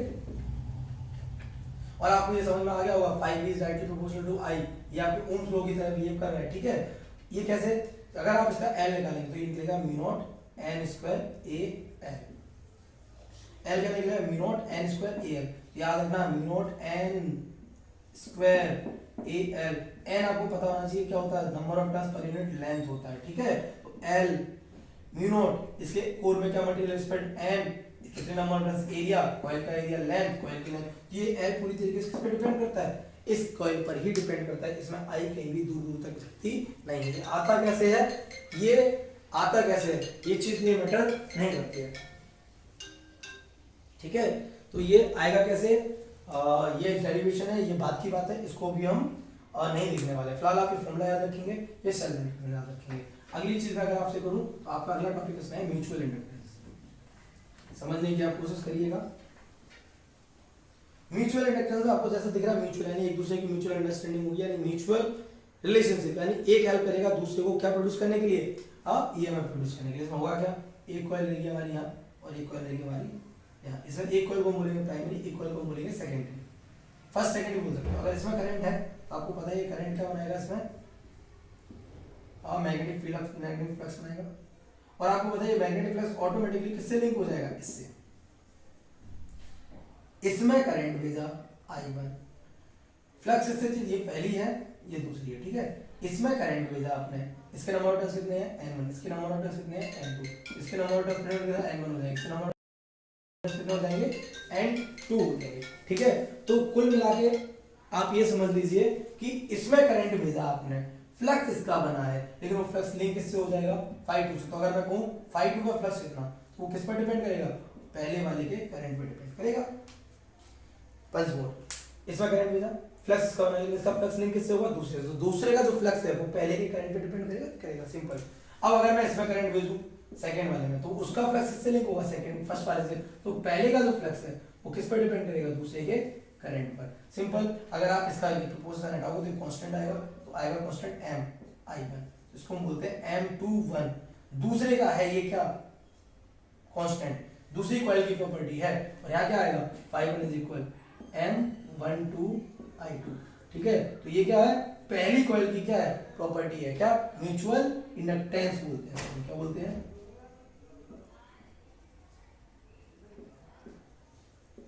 म्यूचुअल इंडक्टेंस। ओके, और ये म्यूचुअल इंडक्टेंस जो आपका है, ठीक है, ये म्यूचुअल इंडक्टेंस आपका कॉइल की ज्योमेट्री पर ही डिपेंड करेगा अगेन, लेकिन ये म्यूचुअल इंडक्टेंस एक दूसरे की ज्योमेट्री पर डिपेंड करेगा, ठीक है। अगर यहाँ से आप ईएमएफ निकालने की सोचेंगे तो बहुत इजी है, सिंपल, इसको क्या कर देंगे, d5/dt, ईएमएफ भी तो बनने वाला, तो ईएमएफ क्या हो जाएगा, M12di2/dt, तो ये किसका होगा, E1 का निकालोगे तो di2/dt, और E2 का अगर निकालेंगे तो ये क्या हो जाएगा, M और di2/dt, ये 1 का निकलेगा। करंट कौन सा होगा, 2, di2/dt, और ईएमएफ किसका होगा, फर्स्ट वाले का। ओके, इसमें कोई दिक्कत समस्या परेशानी आपको होनी नहीं चाहिए, क्या समझे आप, इसमें आपको कोई भी दिक्कत समस्या परेशानी नहीं होनी चाहिए, ठीक। इसके अलावा ये म्यूचुअल इंडक्टेंस आप समझ गए होंगे, ओके। इसके अलावा इस चैप्टर में एक चीज और है, वो क्या है, अगर आप एक सेल्फ इंडक्टेंस लेते हैं, ठीक, आपको पता है यहाँ से करंट भेजेंगे आप, और इसमें बन जाएगा बैक ईएमएफ। अगर इसमें बैक ईएमएफ बनता है तो इस करंट को यहाँ भेजने में आपको एनर्जी क्या करनी पड़ेगी, एक्स्ट्रा देनी पड़ेगी। क्या भाई, आप यहाँ से 10 जूल्स पास करना चाहते हो, यहाँ बन गया बैक ईएमएफ, तो 10 जूल्स अंदर घुस ही नहीं रहा, तो आपको क्या करना पड़ेगा, कुछ एक्स्ट्रा 5 जूल्स देने पड़ेंगे, तो उसको सिर्फ पुश करेगा कहाँ की तरफ, अंदर की तरफ, तो वो 5 जूल्स आके इसके अंदर स्टोर हो जाएगा as a magnetic potential energy. और ये होती कितनी है, ½ L I², कितनी होती है, ½ L I²। समझ में आई आपकी ये बात, ये होती क्या है, ½ L I²। I क्या है, जो इस वाली कॉइल में करंट चल रहा है, L क्या है, इसका इंडक्टेंस है, और ½ Li² आपका क्या होगी, टोटल एनर्जी, ठीक। इसके अलावा इस चैप्टर की अगर बात करें तो लास्ट टॉपिक है जो कि आपका थ्योरेटिकल टॉपिक है, ठीक है। वो थ्योरेटिकल टॉपिक क्या है कि अगर एक बल्क मटेरियल है, ठीक है, और बल्क मटेरियल से अगर आपने फ्लक्स चेंज किया, तो आप जानते हो फ्लक्स चेंज होने का मतलब फोर्स लगना, फ्लक्स चेंज होने का मतलब ईएमएफ आना, ईएमएफ का फोर्स लगना, और आपको मालूम है ये कंडक्टर है, तो कंडक्टरों के सरफेस पर फ्री इलेक्ट्रॉन्स होंगे, क्या होंगे, फ्री इलेक्ट्रॉन, तो चेंजिंग मैग्नेटिक फील्ड उन फ्री इलेक्ट्रॉन पर फोर्स लगाएगा। तो आपको मालूम जब भी चार्ज जब भी मोशन करता है मैग्नेटिक फील्ड, तो घूमता है, क्या करता है, घूमता है, तो आपको पता है जैसे फील्ड चेंज होगा तो यहाँ वाले चार्जेस भी क्या करेंगे, क्या है, घूमेंगे, और अगर ये घूमेंगे तो आपको पता है यहाँ पे घूमते घूमते क्या बनेंगे, करंट बनेंगे, क्या बनेंगे, करंट। वो करंट क्या कर रहे होंगे, घूम रहे होंगे, करंट क्या कर रहे होंगे, घूम रहे होंगे, ठीक। तो अगर ये करंट घूम रहे होंगे तो हम घूमने को क्या कहते हैं, भंवर कहते हैं, क्या कहते हैं, भंवर, क्या बोलते हैं बेटा, भंवर बोलते हैं। इसलिए ये क्या बनती है, भंवर धाराएं, बोले तो एडी, आपके भंवर को अंग्रेजी में क्या कहते हैं, एडी करंट कहते हैं, क्या कहते हैं, एडी करंट। तो what is eddy current, eddy current कुछ भी नहीं, जब एक सॉलिड सरफेस, जैसे मान लीजिए ये सॉलिड है और यहाँ पे आपने फ्लक्स क्या करते हैं, चेंज, वो चेंजिंग फ्लक्स इसकी सरफेस पे क्या बना देगा, गोल गोल गोल गोल करंट बना देगा, ठीक है। तो गोल गोल गोल गोल करंट जो बनेगा उनको क्या कहेंगे, एडी करंट। इनकी आप एप्लीकेशंस तैयार करके जाना, एप्लीकेशन से क्वेश्चन बन सकता है एडी करंट्स की, ओके। तो एडी करंट मुझे उम्मीद है आपके समझ में आ गया होगा। तो ये एडी करंट्स, ठीक है, आपके सेल्फ इंडक्टेंस और आपका म्यूचुअल इंडक्टेंस और आपका किस तरीके से ईएमएफ क्रिएट होता है, प्रोड्यूस होता है, इंड्यूस होता है, वो ये सब मिलकर आपका कौन सा चैप्टर बनाते हैं, 6 चैप्टर। उम्मीद है 6 चैप्टर आपके समझ में आ गया होगा। 6 चैप्टर का हो सकता है कोई टॉपिक छूट रहा हो तो आप कमेंट सेक्शन में तुरंत पूछा, ठीक है। तो आपका पेपर अच्छा होना ज्यादा इंपॉर्टेंट है, ओके। आप पूछेंगे मैं आपको बता दूंगा। तो ये आपका चैप्टर कौन सा, 6 चैप्टर आपका क्या हो जाता है, समाप्त हो जाता है, ठीक है। इसके बाद आपका आता है बेटा 7 चैप्टर। चलिए बात करते हैं एसी की। एसी से पहले आप पहले ये समझिए अल्टरनेटिंग करंट बना क्यों। सबसे पहली बात ये है अल्टरनेटिंग करंट बना क्यों। तो करंट बनता है पोटेंशियल डिफरेंस से, तो पहले पोटेंशियल डिफरेंस ऐसा बना होगा इसकी वजह से अल्टरनेटिंग करंट बना। देखो अल्टरनेटिंग करंट किसी का कोई आइडिया नहीं था, हुआ क्या, जनरेटर बनाया गया। जनरेटर कैसे बना, आपको मालूम है फाई भी क्या होता है, बी ए कॉस थीटा। आपको मालूम अगर आप थीटा में चेंजमेंट करोगे तो फाई बी में चेंज आएगा, फाई बी में चेंज करोगे तो ई भी होता है D phi B over D T, तो ई भी बनेगा, बिल्कुल बनेगा, ठीक है। तो हुआ क्या, हमने क्या किया, एक कॉइल ली और कॉइल को मैग्नेटिक फील्ड में रख दिया,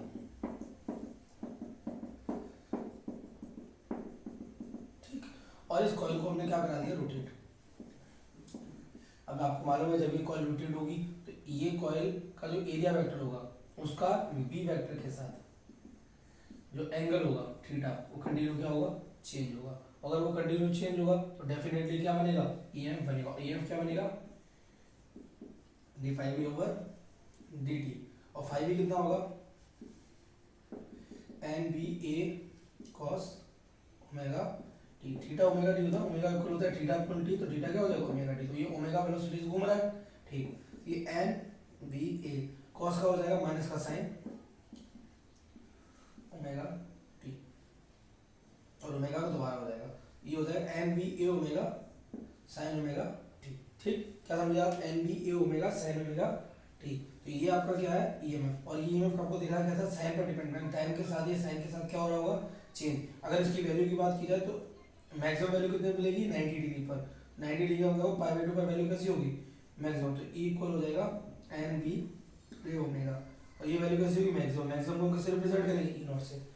बस क्या मैं बोल रहा हूँ, मैं बोल ले रहा हूँ कि जब ये घूमेगा तो एंगल होगा चेंज। एंगल अगर चेंज होगा तो एंगल के चेंज होने से ईएमएफ आएगा। ईएमएफ आएगा कितना, एन बी ए ओमेगा साइन ओमेगा टी। और एन बी ए ओमेगा साइन ओमेगा टी को मैक्सिमम वैल्यू का निकालो तो ई नॉट आएगी एन बी ए ओमेगा। क्या अगर हम रख देंगे तो ईएमएफ आएगा ई is equal E naught sine omega T. अब आप इस ईएमएफ को ध्यान से अगर देखा तो ये ईएमएफ क्या कह रहा है, ये ईएमएफ कैसा है, साइनोसॉइडल। साइनोसॉइडल का मतलब साइन पर डिपेंड कर रहा है, यानी इस ईएमएफ की वैल्यू अगर आप देखोगे तो चेंज पता कैसे हो रही होगी, इस ईएमएफ की वैल्यू ऐसे चेंज हो रही होगी। ये अगर ग्राफिकली देखें तो ये ईएमएफ है, और इस पर अगर हम क्या ले लें, टाइम या फेज ओमेगा टी कंसीडर करें तो ये इस तरीके से चेंज हो रहा होगा। आपको मालूम है साइन का ग्राफ है, और ऐसे ही ईएमएफ का ग्राफ होगा। ये जीरो होगा, यहाँ कितना होगा, पाई बाई 2 होगा, यहाँ कितना होगा, पाई होगा, यहाँ होगा 3/2 होगा, फिर यहाँ कितना होगा 2 पाई। इसे वन कंप्लीट साइकिल कहते हैं। इस वन कंप्लीट साइकिल में ये यहाँ पर मैग्नेट ये जीरो होगा, यहाँ कितना होगा ई नॉट मैक्सिमम, यहाँ कितना होगा ई नॉट ऐसा मिनिमम, मतलब मैक्सिमम लेकिन किस डायरेक्शन में, अपोजिट डायरेक्शन में। यहाँ जीरो होगा, यहाँ जीरो होगा, ठीक है। यानी ईएमएफ की वैल्यू कंटिन्यू क्या हो रही है, चेंज हो रही है, और कभी मिनिमम होती है कभी मैक्सिमम होती है। ओके, तो आपकी ये बात समझ में आ गई कि ईएमएफ की वैल्यू कंटिन्यू क्या हो रही है, चेंज हो रही है। अगर इस ईएमएफ को आप किसी करंट की सर्किट में प्रोवाइड करा देंगे, जैसे ये एक रेजिस्टेंस है और आपने इसको ले जाके जोड़ दिया किससे, इसी एसी सोर्स से, इसको हम इस तरीके से रिप्रेजेंट करते हैं। ऐसे को रिप्रेजेंट करते हैं, आप समझ गए कि इसकी वैल्यू कंटिन्यू क्या चेंज नहीं। तो जब वोल्टेज चेंज ऐसे हो रहा है तो करंट भी कैसे चेंज होगा, ऐसे ही चेंज होगा। अगर ये आर है तो आपको मालूम आई क्या हो जाएगा, ई अपॉन आर। ई क्या है हमारा, E naught sine omega T upon R. ये आर का क्या हो जाएगा, डिवाइड, तो आई इक्वल हो जाएगा ई नॉट अपॉन आर क्या हो जाएगा, maximum current. Maximum voltage upon resistance क्या हो जाएगा, मैक्सिमम करंट, आई नॉट साइन ओमेगा टी। ये करंट की वैल्यू है। अच्छा, अब आप बात समझिए, क्योंकि आपको पता है वोल्टेज का टाइम के साथ कंटिन्यूअस चेंज हो रहा है, तो करंट भी टाइम के साथ कंटिन्यूअसली क्या हो रहा है, चेंज। तो what is this I, I is the instantaneous value.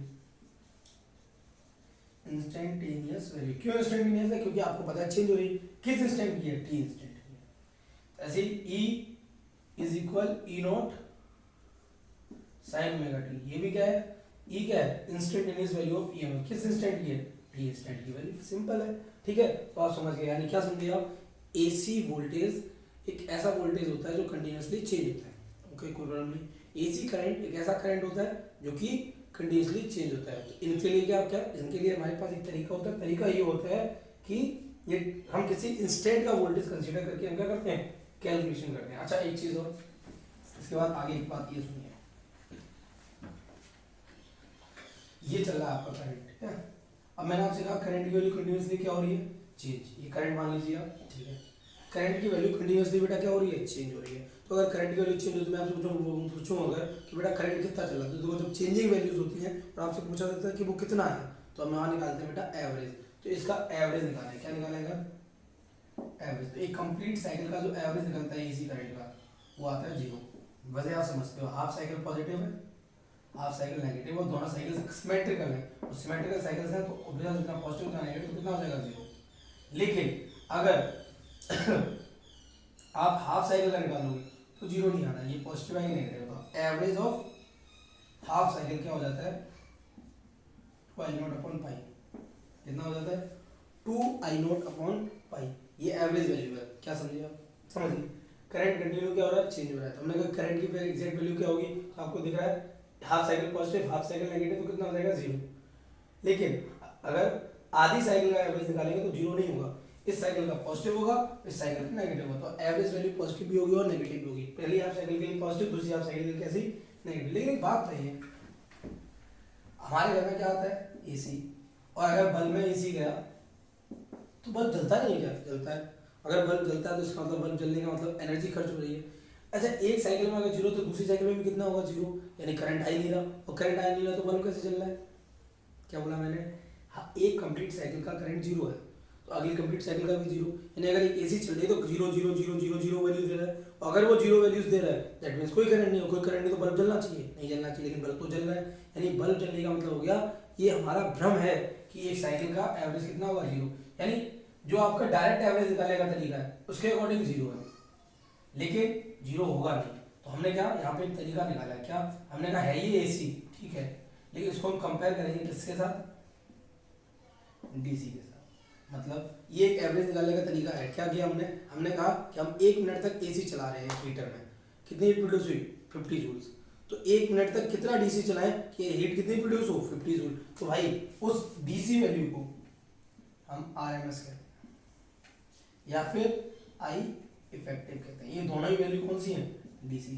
क्या समझे आप, ये डीसी में वो करेंट्स हैं, डीसी वैल्यू में वो करेंट्स हैं जो सेम इफेक्ट देते हैं, जो कौन दे रहा है, ये एसी दे रहा है, ठीक। और इसकी वैल्यू क्या आती है, इसकी वैल्यू आती है I0/√2। बहुत समझने लायक बात है इसमें। वंस मोर IRMS और आई इफेक्टिव ये दोनों क्या हैं, डीसी वैल्यूज हैं। कौन सी डीसी वैल्यूज, वो वैल्यूज जो एसी के इक्विवेलेंट का देती हैं, करंट देती हैं, ठीक है।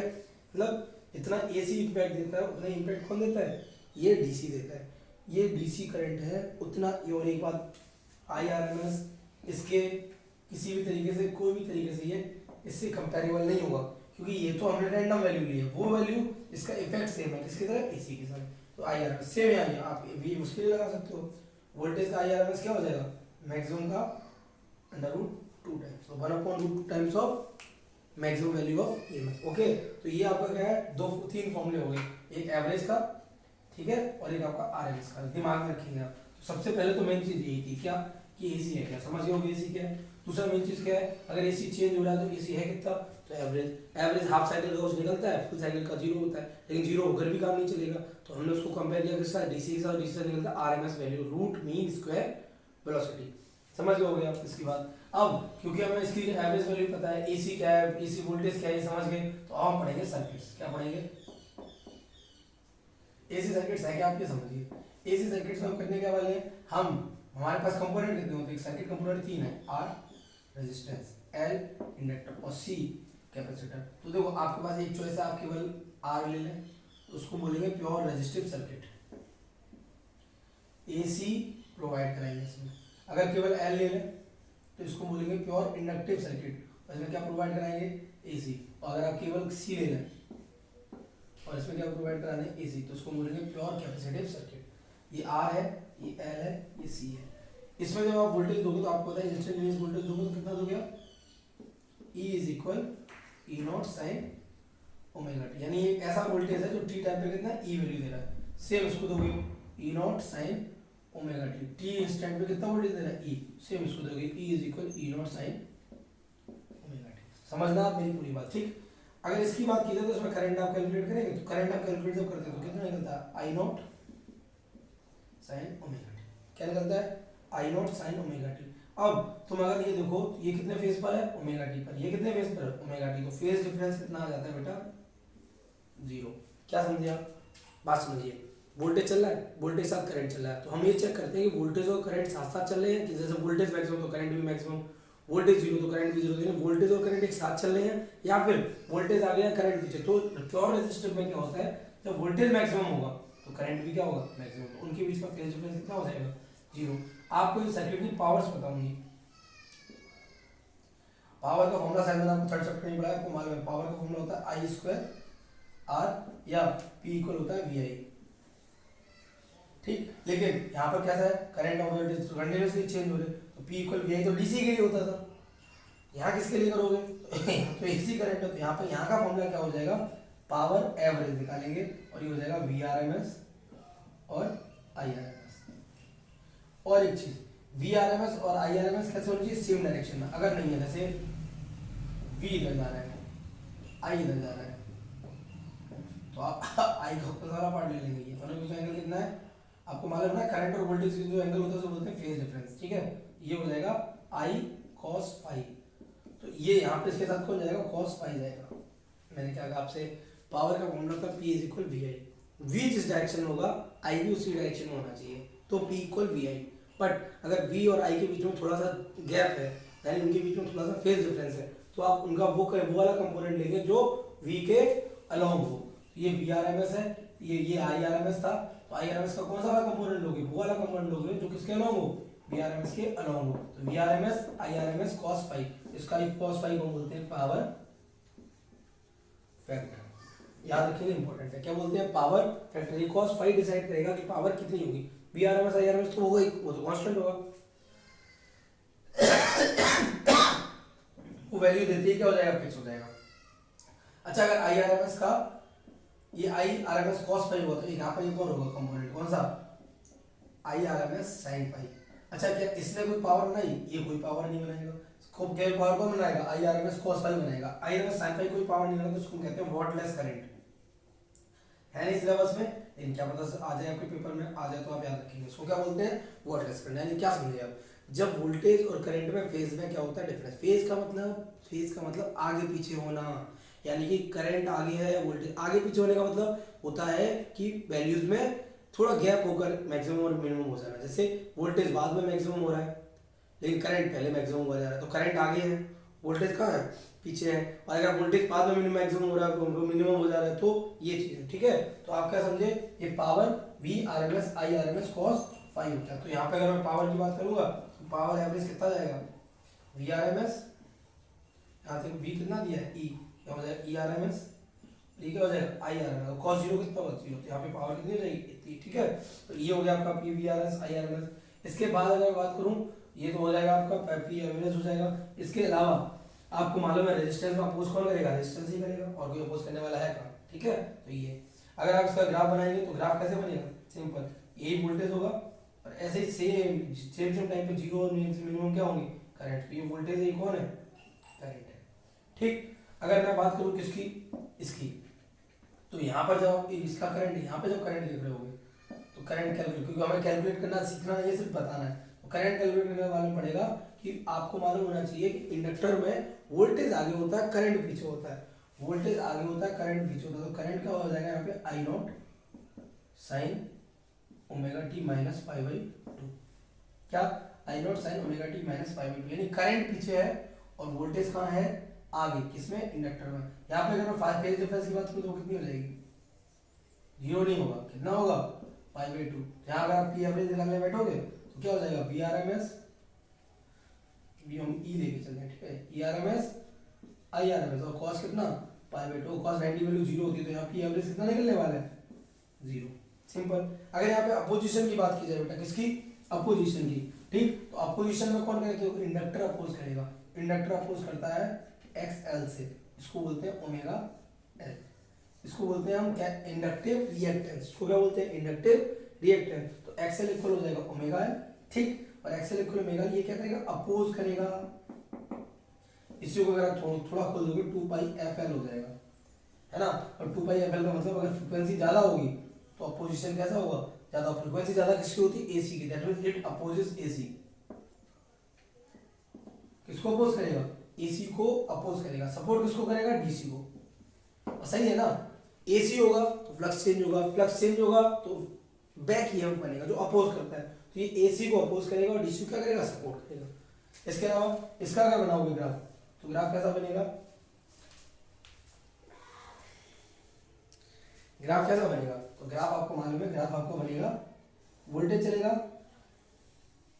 लेकिन वोल्टेज साथ साथ करंट कहाँ चलेगा, करंट थोड़ा सा पीछे चलेगा, जब ये मैक्सिमम होगा तो ये जीरो होगा, ठीक, फिर ये जब जीरो, ये जब आगे जीरो हो जाएगा तो ये मैक्सिमम हो जाएगा, इस तरीके, तो ये कहाँ रहेगा, थोड़ा सा पीछे रहेगा,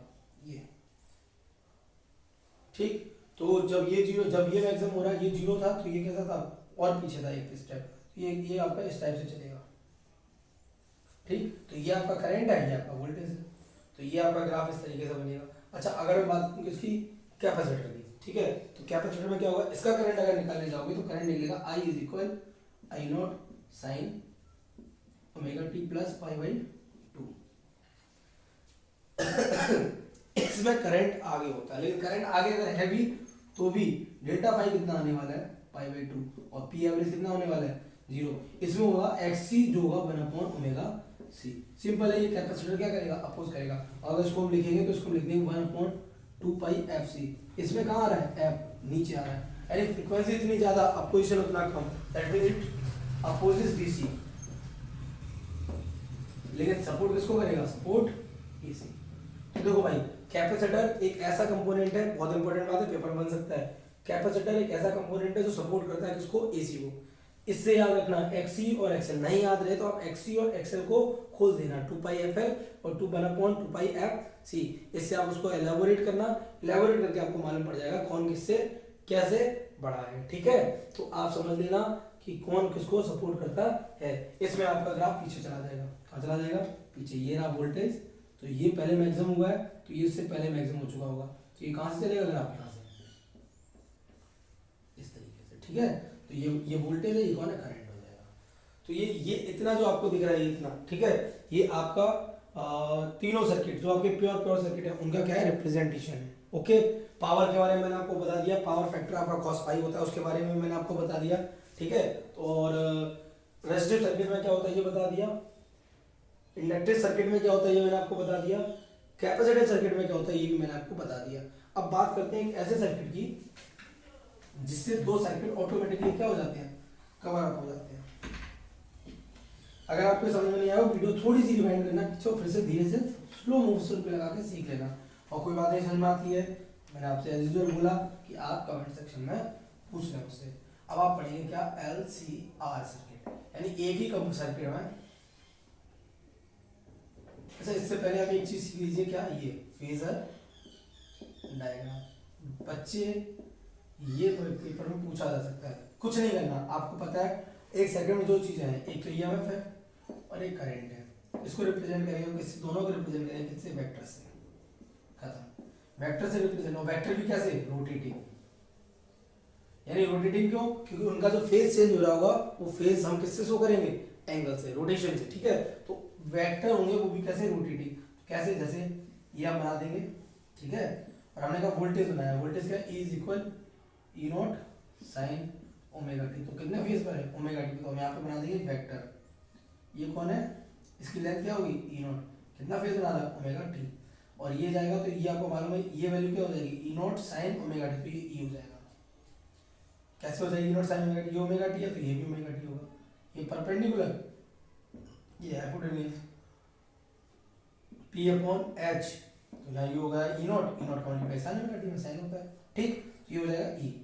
सेम, अगर करंट इधर ही है तो करंट यही बना देंगे, ये रहा करंट आई नॉट। ठीक, और अगर ये करंट इधर नहीं है तो जहाँ है वहाँ बनाएंगे। मतलब आप ये समझ लीजिए, एक फेजर डायग्राम में हम सिर्फ V और I को रिप्रेजेंट करते हैं, वो भी किसकी हेल्प से, एक वेक्टर की हेल्प से। ओके, तो अब आगे देखते हैं थोड़ा सा, इसको हम फेजर की हेल्प से ही सॉल्व करेंगे। कैसे, आपके में क्या होता है, एक L, एक C और एक R है। ठीक है, थोड़ा सा कोशिश करना समझने की। ठीक, आपको मालूम है, आपने यहाँ से वोल्टेज कितना देते, E is equal E naught sine omega T. किस इंस्टेंट की बात चल रही है, टी इंस्टेंट में वोल्टेज कितना दिया, E। ये E इन तीनों में बटेगा, इसको भी मिलेगा, इसको भी मिलेगा और इसको भी मिलेगा। इसको कितना मिलेगा, V इक्वल होता है आई आर, तो I इंटू एक्सएल। इसको कितना मिलेगा, I इंटू एक्सी। इसको कितना मिलेगा, I इंटू आर। सिंपल है ना। और आपको मालूम है इन तीनों का सम किसके इक्वल होना चाहिए, इस E के इक्वल होना चाहिए। अगर मैं इनकी मैक्सिमम वैल्यू की बात करूं तो ये मैक्सिमम मैक्सिमम मैक्सिमम, इनकी मैक्सिमम वैल्यू नहीं, मैक्सिमम मैक्सिमम मैक्सिमम, इन तीनों की मैक्सिमम वैल्यू मिलके किसको बनाना चाहिए, इसकी मैक्सिमम वैल्यू को बनाना चाहिए। तो अगर हम देखें तो इन तीनों को अगर ऐड करें तो दो कैसे ऐड होगा, अगर हम फेजर डायग्राम बनाएं, सबसे पहले बनाते हैं ये आपका रजिस्टर वाला। तो रजिस्टर वाला क्या है, जितना वोल्टेज इधर होता है उसी फेज में होंगे, ये और ये एक ही फेज में होते हैं। तो आपका ये गया, कौन, वी आर नॉट वेक्टर, ठीक है। ये V naught R naught vector किसके कितना एंगल बना रहा है, ओमेगा टी, कोई समस्या ही नहीं है, ठीक है, ओमेगा टी, ठीक। आपको पता है इससे 90 डिग्री पे कौन जा रहा है, करंट भी इधर ही जाएगा, वो तो आपको मालूम ही है, आई नॉट। 90 डिग्री आगे कौन होता है, वी एल, ठीक, तो ये कौन है, वी एल नॉट वेक्टर, और 90 डिग्री पीछे कौन होता है, वी सी, ये हो जाएगा वी सी नॉट वेक्टर। अब अगर आप तीनों को सम ऐड करोगे तो ऐड करने पे कौन आना चाहिए, ई, जब ऐड करोगे तो यहाँ पे इन दोनों का रिजल्टेंट ई आएगा, ये आ जाएगा V naught L minus V naught C, और इन दोनों का रिजल्टेंट बनाने के लिए आपको पैरेललोग्राम में कन्वर्ट कर दोगे, और यहाँ से लेकर यहाँ तक खींचा हुआ वेक्टर क्या हो जाएगा, ई नॉट, ठीक, क्या समझे, पहला वेक्टर वी आर, दूसरा वेक्टर वी एल, तीसरा वेक्टर वी सी। वजह करंट से आगे होता है पाई बाई 2 कौन, इंडक्टर में वोल्टेज, और करंट से पीछे होता है पाई बाई 2 कौन, वोल्टेज, किसमें, कैपेसिटर में। तो ये पीछे ही आगे इन दोनों का रिजल्टेंट माइनस होकर निकल आएगा, ठीक है। तो ये माइनस होने के बाद इन दोनों को ऐड करोगे, अगर इन दोनों को ऐड करोगे तो यहाँ पे रिजल्टेंट यहाँ आएगा, तो ये ई नोट। तो अगर तुम ई नोट को देखो तो ई नोट किसके इक्वल हो जाएगा, ई नोट का स्क्वायर इक्वल हो जाएगा वी आर नॉट का स्क्वायर प्लस, ये हाइपोटेनस है ना, इसका स्क्वायर को क्या हो जाएगा, base square plus perpendicular square, यानी कि V naught L minus V naught C का होल स्क्वायर। सिंपल है, समझ रहे हो कि नहीं समझ रहे हो, ठीक। अगर तुम यहाँ से हर जगह से कॉमन ले लोगे आई, तो यहाँ पे होगा वी इक्वल होता है आई इंटू आर अपोजिशन, इस सर्किट का अपोजिशन तीनों मिलके बनाएंगे, ये इसका एक्स सी, इसका एक्सएल, इसका एक्सएल, इसका एक्स सी, इसका आर, तीनों मिलके बनाएंगे, उसको हम कहते हैं जेड। ये क्या हो जाएगा, I naught square Z square equal क्या हो जाएगा, I naught square R square, इसका क्या हो जाएगा, आई नॉट स्क्वायर कॉमन आ जाएगा, क्या बचेगा, X L square minus X, sorry X L minus X का whole square. Simple, I naught square cancel हो जाएंगे, तो Z square form, Z formula क्या बनाएगा, अंडर के अंदर R square plus XL minus X का होल स्क्वायर। अगर मैं इसकी बात करूं तो ये क्या है, ये क्या है, तो ये है अपोजिशन किसका, एल सी और आर का, ये तीनों से बना है, आर से बना है, एक्सएल से बना है, एक्स से बना है। कुल मिला के मैं क्या कहना चाह रहा हूँ, एक एल सी आर सर्किट में तीन कंपोनेंट थे, एल सी और आर, वो तीनों मिलकर अपोज करेंगे करंट को, तीनों मिलकर अपोज करेंगे किसको, करंट को, ओके। तो करंट अपोज किया जाएगा किससे, तीनों के कंबाइंड इम्पैक्ट से, वो कंबाइंड इम्पैक्ट आपको यहाँ दिख रहा है, ठीक। अगर वोल्टेज की बात आती है तो आपको दिख रहा है ये वोल्टेज ऐड होकर माइनस होकर यहाँ से निकल आएगी कि टोटल वोल्टेज कितना है, ठीक। ये फॉर्मूला भी इंपॉर्टेंट है, ये फॉर्मूला भी क्या है, इंपॉर्टेंट है, तो याद रखेंगे। आप इस फॉर्मूले को याद कैसे रखोगे, ऐसे, आपको बस एक ट्राइंगल याद रखना है, क्या, एक ट्राइंगल, ये रहा एक राइट एंगल ट्राइंगल, यहाँ पर जो बनता है वो फेज डिफरेंस होता है, ये फेज ये रहा फाई, और ये राइट एंगल ट्राइंगल की बात कर रहा हूँ क्योंकि ये वोल्टेज है और ये करंट है, करंट और वोल्टेज के बीच में कितने का एंगल बनना है, फाई का, ठीक। इसी फाई की बात कर रहा हूँ, ये फाई है, तो ये है आपका आर, आर वाला पार्ट है, ये आपका एक्सएल माइनस एक्सी, और ये है आपका कौन, जेड।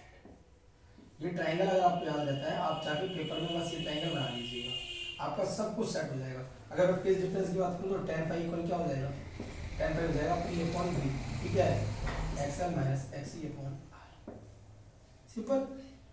ये आपका tan फाई क्या हो जाएगा, XL minus XC upon R हो जाएगा, ठीक। ये आपका हो गया कौन, फेज डिफरेंस। और अगर आप इसका जीपीटा से निकालोगे तो जेड स्क्वायर इक्वल क्या हो जाएगा, R square plus XL minus XC का होल स्क्वायर, और यही तो होता है, यही तो बताया था, यहाँ से डाउट रूट में चला जाएगा, तो ये जेड आ गया, ये जेड है आपका, ये tan फाई है आपका, ठीक। अच्छा, अगर तीनों में ये एलसीआर सर्किट होता, तीनों होते, अगर एलआर सर्किट होता तो सी गायब हो जाता, तो इतना और इतना रहता, और अगर वो सीआर सर्किट होता तो एल गायब होता, सी रह जाता,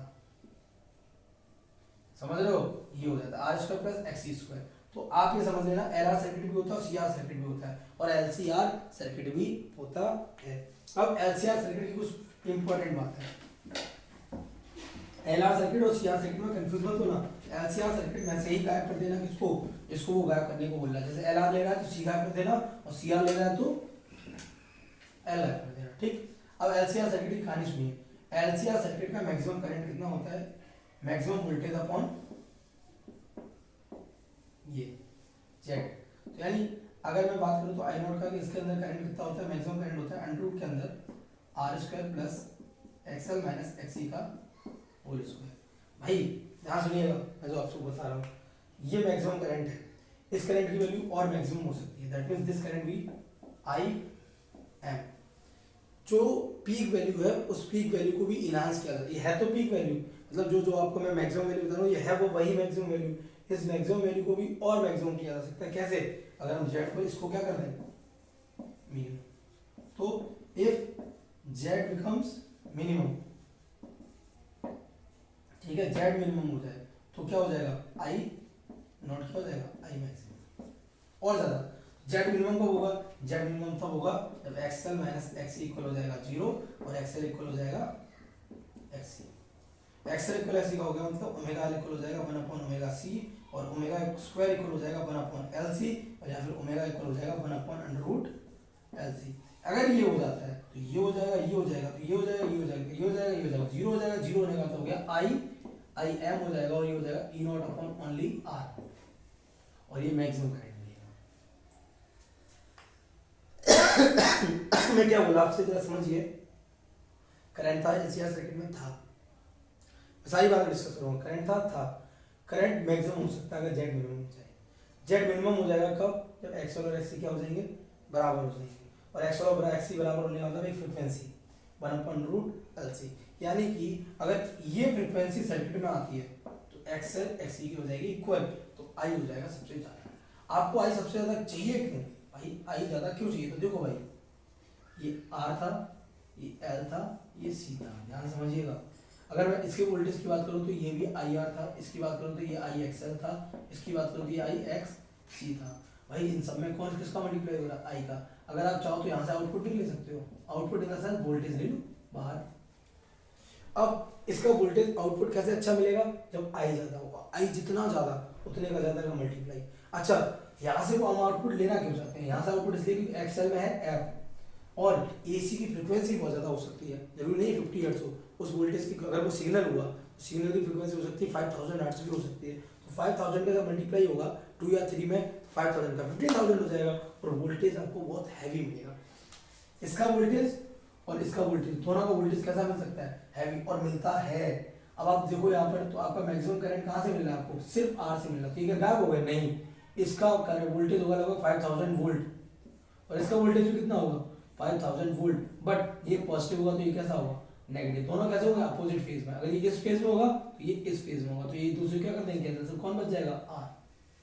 ध्यान से, जब ये होगा तो आपको होगा सर सिर्फ आर बचेगा सर्किट में, दोनों नहीं होंगे और वोल्टेज की अमाउंट बहुत ज़्यादा, जैसे आपने टीवी में देखा होगा, मतलब जो टीवी वाला सही करने वाला होता है उसको पूछना कभी, वो बताएगा आपको कि टीवी में छोटे सर्किट में बहुत ज़्यादा वोल्टेज आ सकता है। ये वही छोटे सर्किट है, वोल्टेज बहुत ज़्यादा है एल में भी और सी में भी, लेकिन दोनों का वोल्टेज का अमाउंट सेम होगा। वही तो ये कह रहा है एक्सएल और एक्सी इक्वल होंगे, वोल्टेज का अमाउंट भी सेम होगा, वोल्टेज का अमाउंट, लेकिन वो कैसे होंगे? अपोजिट फेज में होंगे। ठीक, तो सिर्फ कौन देगा वोल्टेज? यहाँ आपका पूरा ई कहाँ जा रहा है? यहाँ जा रहा है। आपका पूरा ई नॉट किसको मिल रहा है? आर को मिल रहा है। और इस कंडीशन को हम कहते हैं क्या? इस कंडीशन को, जब ये फ्रिक्वेंसी अंदर आएगी और ये कंडीशन बन जाएगी, कौन सी कंडीशन? ये वाली, क्या कि आपका ओमेगा कितना आ जाए 1/√LC, या फिर एक्सएल किसके इक्वल हो जाए? एक्सी के, या फिर आई नॉट क्या हो जाए? I am. ये तीनों कंडीशन में से कुछ भी हो जाए इसको हम बोलते हैं रेजोनेंस। क्या बोलते हैं बेटा? रेजोनेंस। इसलिए इस फ्रिक्वेंसी को हम कहते हैं रेजोनेटिंग फ्रिक्वेंसी। समझ गए? तो रेजोनेटिंग फ्रिक्वेंसी पे होता क्या है? रेजोनेटिंग फ्रिक्वेंसी पे करंट सबसे ज्यादा हो जाएगा। अच्छा यहाँ से अगर एक चीज समझो, अगर मैं यहाँ देखूं तो आई नॉट की value E naught upon √ omega L minus 1/ओमेगा सी। देखो अगर आप ओमेगा को ओमेगा भेजते हो तो ये 0 हो ही जाना है, ये तो मैक्सिमम हो ही जाना, सबसे ज्यादा वैल्यू कब आएगी? तो ओमेगा आर होगा 1/√LC। लेकिन अगर ओमेगा की वैल्यू ओमेगा से ज्यादा हुई तो ये ज्यादा हो जाएगा, ये कम हो जाएगा, कुछ तो आएगा, करंट की वैल्यू कम ही होनी है, आई एम से कैसी हो जाएगी? कम। और अगर वैल्यू कम करते हो, मतलब जैसे ओमेगा मान लिया आपका 100 हर्ट्ज है, 100 हर्ट्ज पे वैल्यू सबसे ज़्यादा है, तो अगर 100 से आप 90 पे लेके आए तो भी करंट की वैल्यू डिक्रीज होगी। और अगर आप हर्ट्ज की वैल्यू 100 हर्ट्ज से 110 हर्ट्ज लेके आए तो भी करंट की वैल्यू क्या होनी है? डिक्रीज होनी है। अगर मैं इसको ग्राफिकली रिप्रेजेंट करने की कोशिश करूँ, बात समझिएगा मैं क्या कह रहा हूँ आपसे। मैं आपसे ये कह रहा हूँ, अगर मैं ग्राफ बनाऊँ, इस पर मैंने क्या रखी है? फ्रिक्वेंसी, ठीक है, मैंने इस पर क्या रखा है? करंट, कौन सा? आई नॉट ऊपर की तरफ, ठीक है। आपको मैंने कहा ये फ्रिक्वेंसी कौन सी? तो ये frequency omega R. Omega R पे करंट कितना है? ये आई एम मैक्सिमम करेंट, ठीक। लेकिन मैं कह रहा हूँ अगर आप फ्रिक्वेंसी को बढ़ा दें, 1 2 3 4 बढ़ा रहे हैं, ठीक है, और यहाँ की फ्रिक्वेंसी, तो आपको मैं बता दूँ अगर आप फ्रिक्वेंसी बढ़ा रहे हो तो भी करंट की वैल्यू क्या होगी, डिक्रीज होगी। और अगर आप फ्रिक्वेंसी की वैल्यू क्या कर रहे हैं, डिक्रीज कर रहे हैं, तो भी करंट की वैल्यू क्या होगी, डिक्रीज। अभी समझने का समय तो है नहीं, बस इतना समझ लीजिए। वो फॉर्मूला डिसाइड कर रहा था, थोड़ा डिवाइड करके देखिएगा। फॉर्मूला क्या डिसाइड कर रहा था कि अगर आप फ्रिक्वेंसी बढ़ाएंगे तो भी वैल्यू करंट की वैल्यू डिक्रीज होगी, फ्रिक्वेंसी अगर कम करेंगे तो भी। लेकिन अगर करंट की वैल्यू डिक्रीज होगी तो आउटपुट कम मिलेगा। आउटपुट से क्या होता है, आउटपुट से हमारा फोन रिंग करता है। हमारा फोन क्या करता है, रिंग। इसको हम ट्यूनिंग सर्किट बोलते हैं। जितना अच्छा ट्यून होगा उतना ज़्यादा करंट होगा, जितना कम अच्छा ट्यून होगा उतना कम करंट होगा। समझ रहे हैं आप? तो देखो भाई एक बात हो, जब 100% करंट होगा तो बहुत अच्छा ट्यूनिंग होगी, बहुत ज़्यादा वो आउटपुट होगा। लेकिन क्या अगर 100% की जगह 90% अगर ट्यून होगा तो इतना कम भी ट्यून नहीं होगा कि आपको मालूम ही ना पड़े क्या ट्यून हुआ है। तो भाई देखो हम इस IM को कितना 50% पावर तक लेके जाते हैं। पावर क्या होती है, VI। 50% मतलब V2 यानी V/√2 यानी I/√2। यानी हम IM को कितना यहाँ तक, आधा नहीं, आधा तो ये है, आधे से थोड़ा और ऊपर कितना IM/√2 तक लेके आते हैं। मतलब ये कहते हैं आप फ्रिक्वेंसी को बढ़ाते चले जाओ, लेकिन सिर्फ इतना बढ़ाओ कि करंट कितना हो जाए, IM/√2, आधा भी ना हो, कितना हो, अपने मैक्सिमम वैल्यू का 1/√2 टाइम्स हो जाए। तो इतने करंट में पावर कितनी हो जाएगी, 50%। लेकिन 50% पावर में भी आपको आउटपुट कैसा मिलेगा, अच्छा खासा। सिग्नल कैसे आएंगे, स्ट्रॉन्ग होंगे। इतने स्ट्रॉन्ग तो होंगे कि आपको आसानी से चैनल क्या होता रहे, ट्यून होकर दिखता रहे। तो भाई साहब आपको मालूम है इस करंट के लिए एक फ्रिक्वेंसी आपको यहाँ मिलेगी, ये ω1 मान लो, और एक फ्रिक्वेंसी आपको कहाँ मिलेगी, यहाँ, ये ω2 मान लो। इस फ्रिक्वेंसी और इस फ्रिक्वेंसी के लिए पावर सबसे कम कितनी, 50% होगी। लेकिन इस फ्रिक्वेंसी से लेकर इस फ्रिक्वेंसी के बीच में जितनी भी फ्रिक्वेंसीज होगी इन सब के लिए पावर कैसी होगी, 50, 51, 52, 53, 54, 55, 100, फिर 90, 98, 97, समझ रहे हो, 80, 70, 50, 50। यानी इसके बीच में जितनी भी फ्रिक्वेंसी है, जितनी भी, उस फ्रिक्वेंसी के लिए आपके सिग्नल बढ़िया होंगे। यानी कि इस फ्रिक्वेंसी रेंज को, यानी इसमें जितनी फ्रिक्वेंसी आएगी, जैसे मान लिया ये कितनी 90 हर्ट्ज और ये कितनी 110 हर्ट्ज, कितनी बनी बीच में 20 हर्ट्ज की फ्रिक्वेंसी रेंज बन गई क्या, 90 से लेकर 110। तो ये जो फ्रिक्वेंसी रेंज होती है इसको बोलते हैं बैंड विड्थ। क्या बोलते हैं बेटा, बैंड विड्थ बोलते हैं। क्या बोलते हैं इसको, बैंड विड्थ। तो बैंड विड्थ का कॉन्सेप्ट याद रखना क्या है, एक फ्रिक्वेंसी रेंज जिसके बीच में पावर 50% से लेकर 100% के बीच में रहती है। लेकिन देखो ये बैंड विड्थ जो है आपको देखना होता है, यहाँ पर भी डेल्टा ओमेगा बढ़ेगी, जितना इधर बढ़ी होगी उतना इधर बढ़ी होगी, जितना आगे बढ़ी होगी उतना पीछे बढ़ी होगी। तो ये 2 डेल्टा ओमेगा होती है। क्या होती है, 2 डेल्टा ओमेगा। और ये किसके इक्वल होती है, ω1 में से ω2 क्या कर दो, माइनस। तो बैंड विड्थ समझ में आ गई। क्या मैंने मतलब से बोला कि जो आपकी करंट की वैल्यू जो आउटपुट होगा वो 50% पावर से लेकर 100% पावर के बीच में बना रहेगा, ठीक है। और 50% और 100% के बीच में वो आपको अच्छे खासे क्या सिग्नल आउटपुट देता रहेगा। और ये आउटपुट आपके लिए सफिशिएंट होंगे कि आपका वो ट्यूनिंग कैसा बना रहे, बेटर बना रहे। अच्छा एक चीज़ और, ये बैंड विड्थ जितनी कम से कम होगी सर्किट की क्वालिटी उतनी अच्छी होगी। बैंड विड्थ जितनी कम, यानी कि हम कहते हैं ये ग्राफ जितना पतला होगा, जितना पतला होगा, ठीक, क्वालिटी उस सेल्सियस सर्किट उतनी बेटर होगी। वजह क्या है, 90 से लेके 110 के बीच में हम केवल कोई एक ट्यूनिंग सर्किट देंगे, ये गलत है। 20 हर्ट्ज खर्च किया और एक ट्यूनिंग सर्किट, इससे बेटर ये है ना 90 से लेकर 100 के बीच में एक दो, और 100 से लेकर 110 के बीच में। तो आपने 20 हर्ट्ज की फ्रिक्वेंसी रेंज में दो कस्टमर चला दिए, तो फ्रिक्वेंसी विड्थ या बैंड विड्थ कैसी होनी चाहिए, कम से कम होनी चाहिए। तो ग्राफ कैसा होता चला जाएगा, शार्प। इसी को बोलते हैं शार्पनेस ऑफ क्या, रेजोनेंस। क्या बोलते हैं इसको, शार्पनेस। रेजोनेंस हो वो भी कैसा हो, शार्प। तो देखो ग्राफ जितना पतला, ग्राफ जितना पतला उतना अच्छा LCR सर्किट। तो आपसे मैं बोलूँ एक LCR सर्किट की क्वालिटी कैसे पता चलेगी, तो उसको पता चलती है क्वालिटी फैक्टर से। कैसे पता चलती है बेटा, और क्वालिटी फैक्टर का अगर फॉर्मूला बताऊँ तो फॉर्मूला क्या होगा, ω/R जितना ज़्यादा होता और 2 डेल्टा ओमेगा। बैंडविड्थ जितनी कम होती, जितनी कम बैंडविड्थ उतना अच्छा क्वालिटी। और ω/R क्यों ज़्यादा, क्योंकि देखो यहाँ पे मल्टीप्लाई हो जाएगा, एक्सएल हो जाएगा ω/RL, ये हो जाएगा ω1/ω/RC। तो ये दोनों आउटपुट कहाँ पे ओमेगा पर डिपेंड करें, तो ओमेगा आर सबसे ज़्यादा से ज़्यादा हो और बैंडविड्थ कम से कम हो, और आप इसको जब सॉल्व करोगे तो आपको मिलेगा 1/r अंडर के अंदर L/C। इसको सॉल्व करने पे ये मिलेगा। तो आप क्या समझे, क्वालिटी फैक्टर का एक फॉर्मूला है 1/r अंडर L/C, डेफिनेटली इससे फॉर्मूला बनेगा, इससे क्वेश्चन 100% बनेगा। मुझे लगता है इस पर बेस्ड क्वेश्चन ना आए तो पेपर बनना बेकार, तो इस पर तो जरूर ही क्वेश्चन बनना है, ठीक है। इस फॉर्मूले को बहुत ध्यान से सीख लीजिए, ये आप लेकर जाएंगे, ठीक है, अपने साथ पेपर में लेकर, इन द सेंस दिमाग में, ये नहीं पर्ची बना के लेके चले गए आप, है ना। तो ये आपका क्या है, quality factor of LCR circuit. तो आप रेजोनेंस वगैरह, ट्यूनिंग सर्किट वगैरह और रेजोनेंस आप समझ गए होंगे, और ये क्वालिटी फैक्टर होता है किसका, एलसीआर सर्किट का। ओके, आप याद रखेंगे कि रेजोनेटिंग फ्रीक्वेंसी क्या होती है, 1/√LC। इस पर होगा क्या, इस पर आई क्या हो जाएगा, मैक्सिमम हो जाएगा, और एक्सएल किसके इक्वल हो जाएगा, एक्सी के इक्वल हो जाएगा। समझ रहे हैं, तो ये आपकी सारी कंडीशंस हैं, ठीक। इसके बाद आपको एलसी ऑसिलेशन सीखने हैं।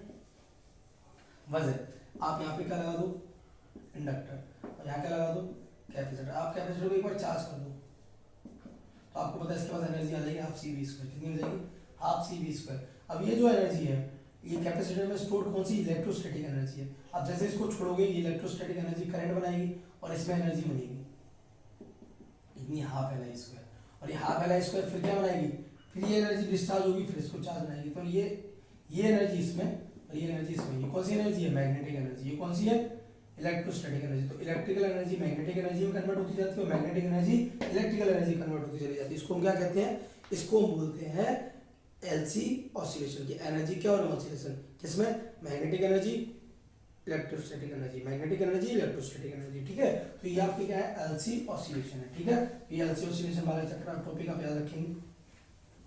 इसके अलावा एक लास्ट टॉपिक आपका इस पूरे सेशन का वो क्या है, ट्रांसफॉर्मर। ट्रांसफॉर्मर करते क्या है, हमारे पास एक इनपुट देते हैं हम एक जगह, इनपुट से अच्छा खासा आउटपुट मिले, इसलिए हम क्या देते हैं, यहाँ सॉफ्टवेयर लगा देते हैं और हम यहाँ से क्या लेते हैं, आउटपुट। इससे क्वेश्चन बनना है डेफिनेटली, ठीक है। क्या समझे आप, इसमें भी कुछ नंबर ऑफ टर्न्स होंगे n1, इसमें कुछ नंबर ऑफ टर्न्स होंगे n2, ठीक। इसमें कुछ करंट होगा i1, इसमें कुछ करंट होगा i2। अच्छा, इसमें करंट होगा नहीं, करंट हम देंगे इसमें, और इसमें करंट आएगा, क्या होगा, इंड्यूस्ड होगा। और ये कहानी आपको पता होनी चाहिए कहाँ की थी, एक बार करंट दे रहे थे दूसरे विंडो से, इसको क्या बोलते थे, म्यूचुअल इंडक्शन। तो ट्रांसफॉर्मर का प्रिंसिपल म्यूचुअल इंडक्शन। अच्छा, अब आप एक बात समझिए, हम यहाँ पे वोल्टेज देंगे, इनपुट का मतलब क्या देंगे, वोल्टेज। हमने यहाँ से दिया है 50 वोल्ट, तो यहाँ पर वोल्टेज आप 50 का 100 वोल्ट भी कर सकते हो और 50 का 25 वोल्ट भी कर सकते हो। क्या समझे आप, मतलब आप चाहो तो इस वोल्टेज को इंक्रीज भी कर सकते हैं, आप चाहें तो इस वोल्टेज को डिक्रीज भी कर सकते हैं। ये है कौन, यही तो ट्रांसफॉर्मर। आप इसी को याद रखिए, पूरे ग्रुप को हम क्या बोलते हैं, ट्रांसफॉर्मर। ट्रांसफॉर्मर में दो कॉइल्स होते हैं, प्राइमरी और सेकेंडरी, ठीक। तो 50 वोल्ट से अगर 100 वोल्ट कर रहे हो तो इसको बोलते हैं स्टेप अप, बढ़ेगा। और बढ़ेगा कब, सिंपल सी बात है, नंबर ऑफ टर्न्स इतने ज्यादा, ईएमएफ इतना ज्यादा, तो आप यहाँ पे नंबर ऑफ टर्न्स क्या कर दीजिए, बढ़ा दीजिए। यानी यहाँ पर अगर 10 टर्न्स है तो यहाँ 100 होने चाहिए, अगर यहाँ 100 टर्न है तो ये वोल्टेज को डेफिनेटली बढ़ाएगा। ये सिंपल है, अगर आपको वोल्टेज को इंक्रीज करना है तो यहाँ के नंबर ऑफ टर्न्स कैसे होने चाहिए, ज़्यादा होने चाहिए। किसके कंपैरिजन में, इसके कंपैरिजन में। और अगर 50 से 25 वोल्ट करना है तो आपके यहाँ के नंबर ऑफ टर्न्स कैसे होने चाहिए, कम। तो इसको बोलते हैं स्टेप डाउन ट्रांसफॉर्मर। तो आपका ट्रांसफॉर्मर कितने टाइप का होता है, दो, एक स्टेप अप, एक स्टेप डाउन। याद क्या रहेगा, अगर बढ़ाना है तो इधर जहाँ से आउटपुट चाहिए वहाँ के टर्न्स बढ़ा दो, और अगर कम करना है तो जहाँ से आउटपुट चाहिए वहाँ के टर्न्स क्या कर दीजिए, कम कर दीजिए, ठीक। इसका प्रिंसिपल याद रखेंगे आप, क्या, जितनी एनर्जी यहाँ होगी उतनी एनर्जी यहाँ मिलेगी। अगर 50 से आप 100 वोल्ट कर रहे हो तो इसका मतलब ये नहीं है कि एनर्जी इंक्रीज हो जाएगी, गलत। एनर्जी उतनी मिलेगी, तो जितनी आप इनपुट देंगे उतना ही क्या मिलेगा आपको, आउटपुट मिलेगा। इनपुट क्या हो जाएगा, V1 I1, तो ये क्या हो जाएगा, V2 I2, और यहाँ से आपका रिलेशन बन जाएगा V1/V2 इक्वल हो जाएगा I2/I1।